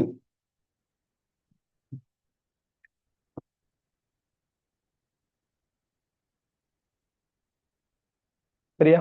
அதுக்கு கீழே நீங்க இந்த படத்தை நோட் பண்ணுங்க. இதுல காட்டுங்க அழகா ஒரு போட்டோன் துணிக்கு எப்படி வந்து படுகுது, இலத்திரன் இங்க இருந்து காலல் உருவுது. இந்த இலத்திரன் காலல் உருவுற அந்த இடத்துல இருக்கிற இலத்திரன் சக்தி ஒரு மேக்சிமம் சக்தியா இருக்கும். ஏன்னா அந்த இடத்துல இலத்திரன் வெளியேறக்குள்ள இருக்கிற வேகம் தான் பெருசா இருக்கும். இப்ப இதை எப்படி விளங்கப்படுத்துவாங்கன்னா, ஒளிமின் விளைவை இது ஒரு ப்ராப்பரான ஒரு நல்ல ஒரு எக்ஸாம்பிள் இல்ல, இருந்தாலும் பொதுவா ஒளிமின் விளைவுக்கு இந்த மாதிரி ஒரு எக்ஸாம்பிளை கோல் பண்ணுவாங்க. அதாவது எப்படின்றால், ஒரு பக்கெட்ல வந்துகிட்டு சரியான ஒரு பக்கெட்ல நிறைய பந்துகளை நிரப்பி வச்சிருக்கிறீங்க. ஒரு பக்கெட்ல ஒரு வாளிக்குள்ள நீங்க என்ன செய்றீங்கன்னா, நிறைய பந்துகளை சின்ன சின்ன ரப்பர் பந்துகளை நிரப்பி வச்சிருக்கிறீங்க. சரி, அந்த நேரத்துல வெளியில இருந்து நீங்க என்ன செய்றீங்க என்றால், ஒரு பந்து நெல்ல ஒரு வேகமாக ஒரு பந்தை கொண்டு அல்லது ஏதாச்சும் ஒரு பொருளை கொண்டு அந்த பக்கெட்டுக்குள்ள வேகமாக எறிகிறீங்க. இப்படி வெளியில இருந்து ஒரு வேற ஒரு பொருளை கொண்டு வேகமா இந்த பக்கெட்டுக்குள்ள நீங்க இந்த பந்தை கொண்ட பந்தால நிரப்பப்பட்ட இந்த பக்கெட்டுக்குள்ள நீங்க வேகமா ஒரு பொருளை எறியக்குள்ள நீங்க என்ன நடக்கும்? இந்த பக்கெட்ல இருக்கக்கூடிய இந்த பந்துகள் இந்த பக்கெட்டை விட்டு இந்த வாளியை விட்டு வெளியில சிதறும். இத ஒளி மின் விளைவிட ஒரு என்ன எளிமையான ஒரு உதாரணமா சொல்லுவாங்க. ஆனா இது ஒரு எக்ஸாக்டான ஒளி மின் விளைவுண்டா இவ்வளவுதான்ங்கிறத விளங்கப்படுத்துற ஒரு எக்ஸாம்பிள் இல்ல. சரியான? ஏண்டா ஒரு பொருளை எறியக்குள்ள நிறைய பந்து வெளியில வரலாம். ஆனா நாம ஒளி மின் விளைவு என்ன சொல்றோம்னா, ஒரு போட்டோன் துணிக்கை ஒரு இலத்திரனை தான் காலல் செய்யும்னு சொல்றோம். சரியான? ஒரு ஒரு நீங்க புரிஞ்சு கொள்றதுக்கான ஒரு எளிய உதாரணம். அப்ப இங்க இருந்து ஒரு பொருளை நீங்க இந்த பக்கெட் இந்த பந்துகளால் நிரப்பப்பட்ட ஒரு வாளிக்குள்ள ஒரு பொருளை நீங்க வெளியில இருந்து எறியக்குள்ள அந்த பொருள் போய் இந்த பந்துகளுக்குள்ள மோதும் போது இந்த பந்துகள் வெளியில சிதறும். சோ இந்த இடத்தை என்ன சொல்றாங்கன்னா, நீங்க எரிஞ்ச இந்த பொருள் இருக்குத்தானே, இந்த பொருள் கொண்டிருக்கிற சக்தி இது போய் படக்குள்ள இந்த பக்கெட்டுக்கு ஒரு சக்தியை கொடுக்குது. அதே நேரத்துல ஒரு குறிப்பிட்ட சக்தியை யார் எடுக்கிறா? அங்க இருக்கக்கூடிய அந்த பந்து எடுக்குது. அந்த பந்து எடுத்து அதை விட்டு என்ன செய்யுது? வெளியில வருவது. இதே மாதிரி தான் ஒரு போட்டோன் துணிக்க இந்த உலோக மேற்பரப்புல போய் விளக்குல அதோட சக்தியை இந்த உலோக மேற்பரப்பு எடுத்துக்கொள்ளுது. அதுக்கு பிறகு அதுல ஒரு பகுதி அளவு சக்தியை யார் எடுத்துக்கொள்றா? இலத்திரன்கள் எடுத்துக்கொண்டு அந்த இலத்திரன் அந்த உலோக மேற்பரப்பை விட்டு வெளியேறுது அப்படின்னு சொல்றாங்க. விளங்குதா? இதான் இங்க நடக்கிற நிகழ்வு. சோ இது கீழே இந்த படத்தை நோட் பண்ணுங்க. இங்க பைங்கிறது வேலை சார்பை குறிக்குது. ஹாஃப் எம் வி மேக்சிமம் வர்க்கம்ங்கிறது அதாவது இயக்க சக்தி. அதுவும் என்ன இயக்க சக்தி? இலத்திரன் ஒன்றின் உயர் இயக்க சக்தியா? உயர் இயக்க சக்தி. இலத்திரன் ஒன்றின் உயர் இயக்க சக்தின்னு எழுதுங்க. எஃப்ங்கிறது பைங்கிறது வேலை சார்பு. எச் எஃப்ங்கிறது யாரு? ஒரு போட்டோனின் சக்தி. ஒரு போட்டோன் கொண்டிருக்கிற சக்தி. இது வேலை சார்பு ஹாஃப் எம்பி வர்க்கம். இதை நோட் பண்ணி போட்டு இந்த சமன்பாடை ஒழுங்கா நோட் பண்ணிட்டு இந்த 3 கேஸையும் எழுதுங்க. எழுதி போட்டு என்ன செய்ய போறீங்க? ஃபைனலி இந்த விடயத்தை காட்டுங்க. ஒளி மின் விளைவிற்கு நுழைவாய் மீடுறனை விட மின்காந்த அலையிற மீடுரம் பெருசா இருக்கணும். இது நுழைவாய் அலை நீளம். இது எல்லாத்தையும் அப்படியே நோட் பண்ணுங்க. ஆகும்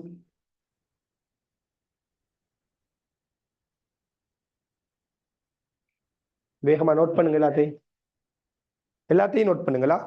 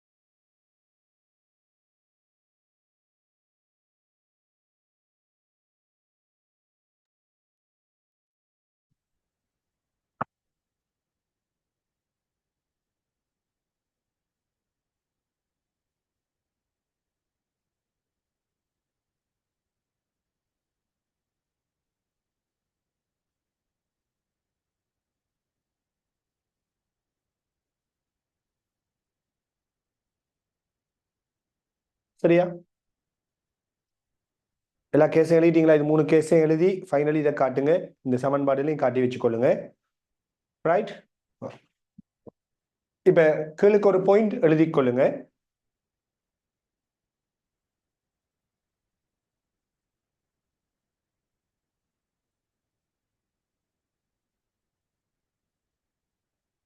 முதலாவது ஒரு பாயிண்ட் இவ்வளவு எழுதிட்டீங்கானே. இப்ப அதுக்குள்ள ஒரு பாயிண்ட் எழுதி கொள்ளுங்க.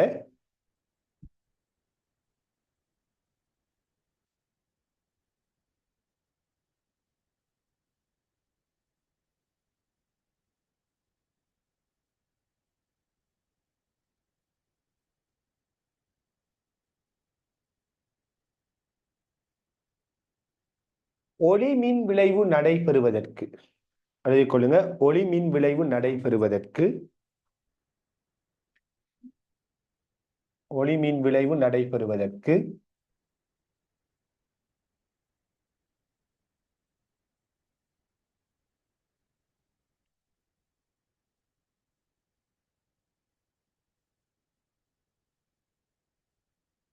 உலோக மேற்பரப்பிற்கு வழங்க வேண்டிய சக்தி ஒளி மின் விளைவு நடைபெறுவதற்கு உலோக மேற்பரப்பிற்கு வழங்க வேண்டிய சக்தி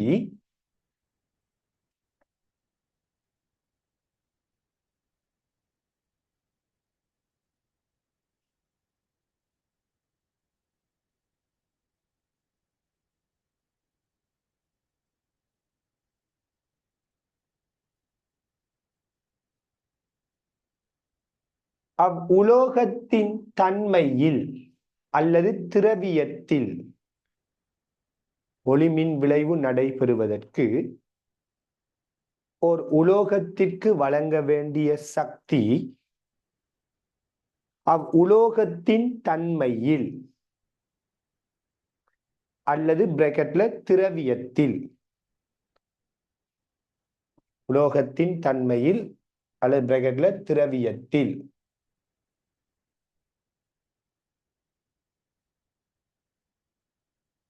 தங்கி இருக்கும்.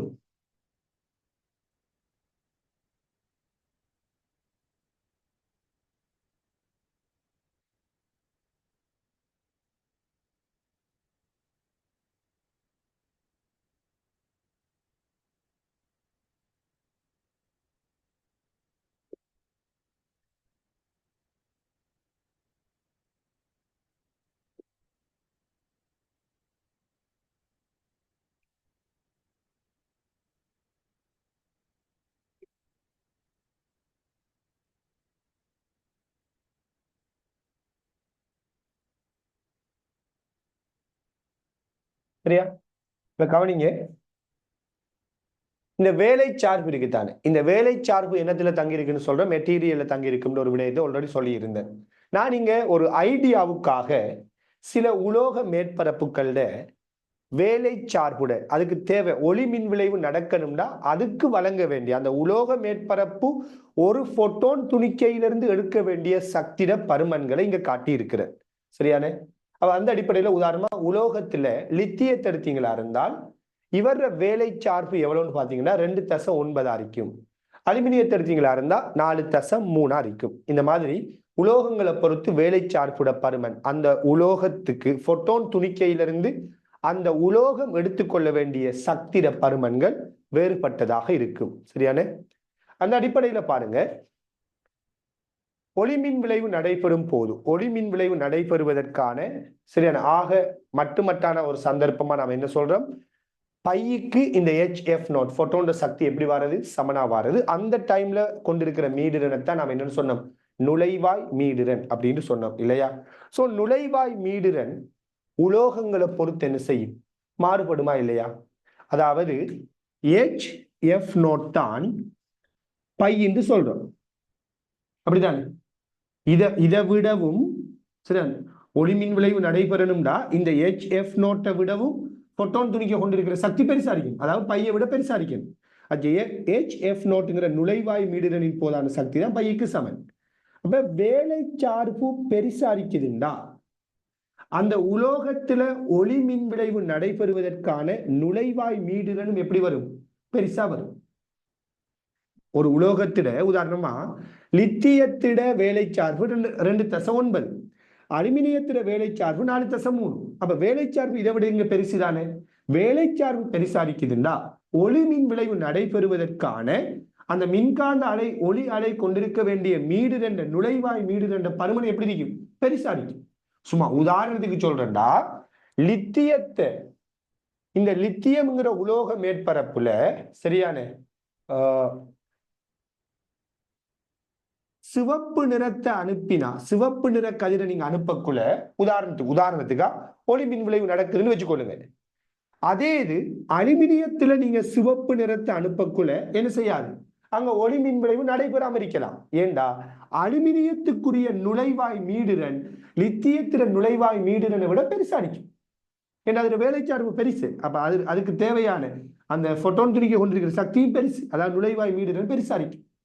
அப்ப சிவப்பு நிறம் லித்தியத்தில படக்குள்ள ஃபார் எக்ஸாம்பிள் ஒளி மின் விளைவு நடக்குதுன்றால் சிவப்பு நிறம் அலுமினியத்தில படக்குள்ள என்ன செய்யாது? ஒளி மின் விளைவு நடக்காது. ஏன்னா அலுமினியத்தில நுழைவாய் மீடுரன் பெருசா இருக்கும். அப்ப வேறு அதை விட கூடின மீடுரனை கொண்ட ஒரு நிறம் தான் ஒளி மின் விளைவை ஏற்படுத்தும். இதாங்க நம்ம சொல்ல வர விடயம். ரைட்? அந்த அடிப்படையில நீங்க என்ன செய்யுங்கன்னா, இந்த நம்ம எழுதின பாயிண்ட்டுக்கு கீழே இதை காட்டிக்கொள்ளுங்க. அதோட சேர்த்து இதை நோட் பண்ணுங்க. பை கூடினா வேலைச்சார்பு பெருசா இருக்குதுண்டா எது பெருசா இருக்கும்? நுழைவாய் மீடுரன் பெருசா இருக்கும். சரியான? இதை நோட் பண்ணுங்க.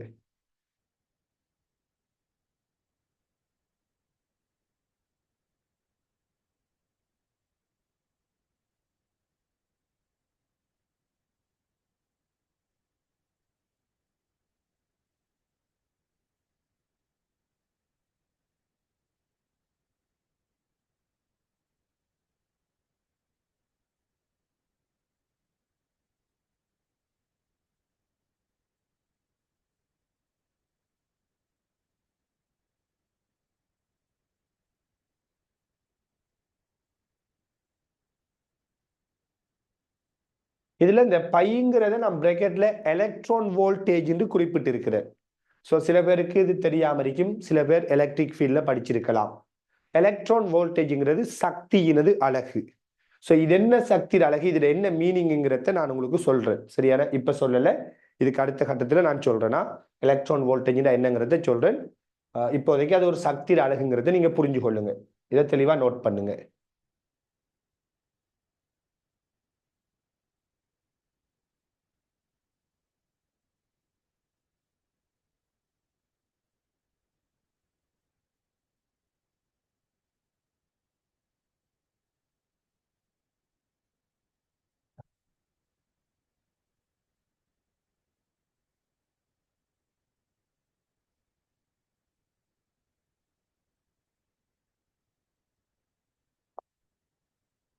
சரியா?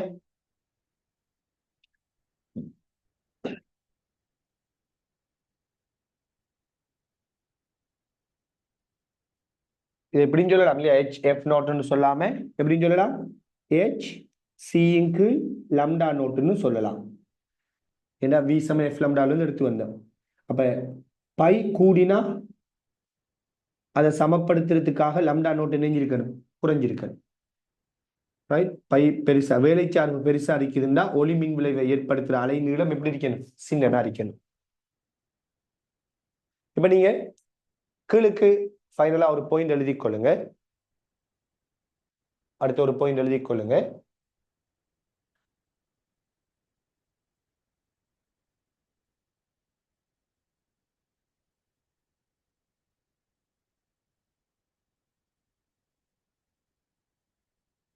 உலோக மேற்பரப்பொன்றில் உலோக மேற்பரப்பொன்றில் உலோக மேற்பரப்பொன்றில்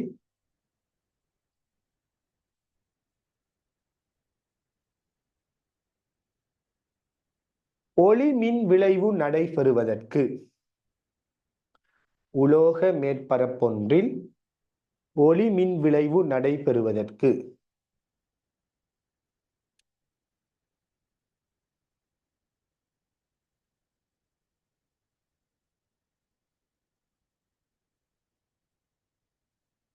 உலோக மேற்பரப்பொன்றில் ஒளி மின் விளைவு நடைபெறுவதற்கு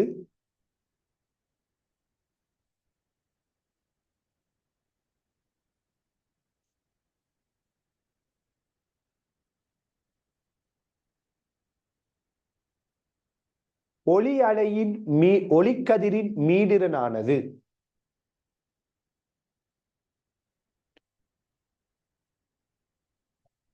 உலோக மேற்பரப்பொன்றில் ஒளி மின் விளைவு நடைபெறுவதற்கு ஒளிக்கதிரின் மீடிரனானது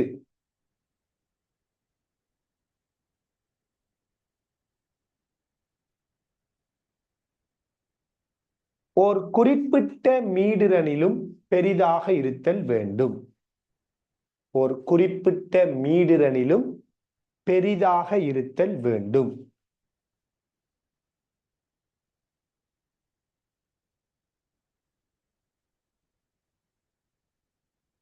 அம்மீடிரனே நுழைவாய் மீடிரன் ஆகும். ஒரு குறிப்பிட்ட மீடிரனிலும் பெரிதாக இருத்தல் வேண்டும். அம்மீடிரனே நுழைவாய் மீடிரன் ஆகும்.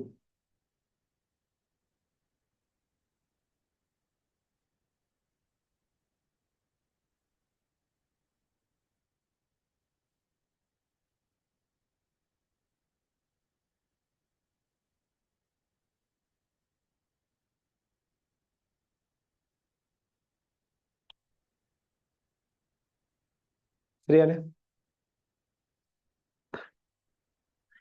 அல்லது நுழைவாய் அலைநீளம் சார்பாய் சொல்றேன்டா இந்த வசனத்தை நாம் எப்படி சொல்லுவோம்? இதே விடயத்தை நுழைவாய் அலைநீளத்துக்கு எப்படி சொல்லுவோம்? இதை நீங்க ஓனா எழுதி கொள்ளுங்களா. நுழைவாய் அலைநீளத்துக்கு நம்ம எப்படி சொல்லுவோம்னு பாத்தீங்கன்னா, ஒரு உலோக மேற்பரப்புல ஒளி மின் விளைவு நடைபெறுவதற்கு ஒளி அலையின் அலைநீளமானது ஒளிக்கதிரின் அலைநீளமானது எப்படி இருக்கிறது? ஒரு குறிப்பிட்ட அலைநீளத்தின் பருமனிலும் சிறியதாக இருத்தல் வேண்டும். குறிப்பிட்ட ஒரு அலைநீளத்தை விட சிறிய அலைநீளமாக இருக்கணும். அப்படி சிறிய அலைநீளமாக இருந்தால்தான் அங்க என்ன செய்யும்? ஒளி மின் விளைவு நடைபெறும். அந்த அலைநீளம் தான் யாரு? நுழைவாய் அலைநீளம்னு சொல்லுவோம்.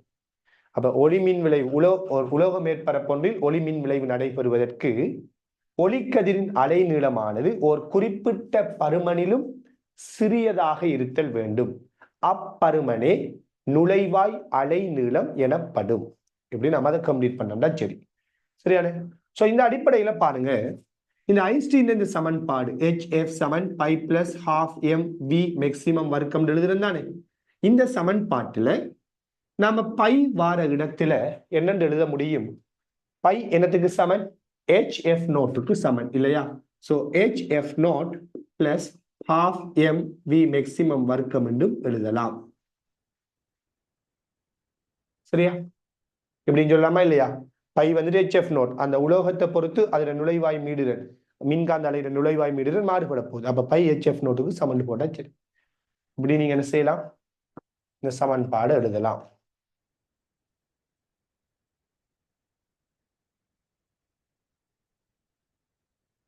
ரைட், இதை நீங்க காட்டிக்கொள்ளுங்க. ரைட், கவனிங்க. சோ இந்த இடத்துல இருந்து நாம ஒளி மின் விளைவு எப்படி எப்படியான நிகழ்வுகள்ல தங்கி இருக்கும், ஒளி மின் விளைவை கூட்டக்கூடிய சந்தர்ப்பம் என்ன, ஒளி மின் விளைவு எப்ப வந்துட்டு உயர் சக்தியோட சம்பந்தப்பட்டதா வரும், இந்த மாதிரியான விடயங்களை தான் நாம் அடுத்த கட்டமா பேச போறோம். இந்த விடயங்கள் எல்லாமே ஒரு பிராக்டிக்கல் டைப்ல பேசுவோம். அதாவது ஒரு மின் சுற்று வடிவத்தை உருவாக்கி அதிலிருந்து தான் நாம இதுக்கு பிறகு ஒளி மின் விளைவை பத்தி பேச போறோம். அதே நேரத்துல இந்த ஒளி மின் விளைவை நீங்க சரியா புரிஞ்சு கொள்ளக்கூடியதாக, நான் இதுவரைக்கும் பேசின இவ்வளவு விடயத்தையும் நீங்க சரியா புரிஞ்சு கொள்ளக்கூடியதாக நான் உங்களுக்கு வந்துக்கிட்டு ஒரு சிமுலேஷன், ஒரு அனிமேஷன் அமைப்பொண்ட நான் உங்களுக்கு ஷேர் பண்ண வேண்டி வரும். ரைட், அந்த விடயத்தையும் சரி, அதே மாதிரி இந்த ஒளி மின் விளைவு தங்கி இருக்கக்கூடிய காரணிகள் போன்ற விடயத்தையும் நாம இன்ஷா அல்லாஹ் நம்மளோட அடுத்த கிளாஸ்ல நாம டிஸ்கஸ் பண்ணி கொள்வோம். சரியான? அடுத்த கிளாஸ் ஒளி மின் விளைவு வந்துட்டு நீங்க ஒரு சிமுலேஷன் மூலமா, ஒரு நல்ல ஒரு அனிமேஷன் மூலமாக விளங்கிக் கொள்ளக்கூடியதா இருக்கும். அதோட சேர்த்து அந்த நிகழ்வுகளையும் நாம் என்ன நிபந்தனைகளையும் படிச்சு கொள்வோம். ரைட், அப்ப இது ஒரு சிறிய பகுதி, அழகாக படிச்சு முடிச்ச மாதிரி இருந்தால் சிம்பிளா ஸ்கோர் பண்ணி கொள்ளலாம் அப்படிங்கிற விடயத்தை சொல்லிக்கொள்றேன். ரைட், இதோட இன்றைய நம்மளோட கிளாஸை முடிக்கிறோம். ரைட், இது தொடர்பான எதுவும் டவுட்ஸுகள் விடயங்கள் இருந்தால் நீங்கள் அந்த கொமெண்ட்ஸ்ல போடுங்க. ஏழுமா இருந்தால் இன்ஷால்லா நான் ரிப்ளை பண்றேன். ஓகே, ஜஸாக்கல்லாஹ் ஹைர். அஸ்ஸலாமு அலைக்கும் வரஹ்மத்துல்லாஹி வபரகாத்துஹு.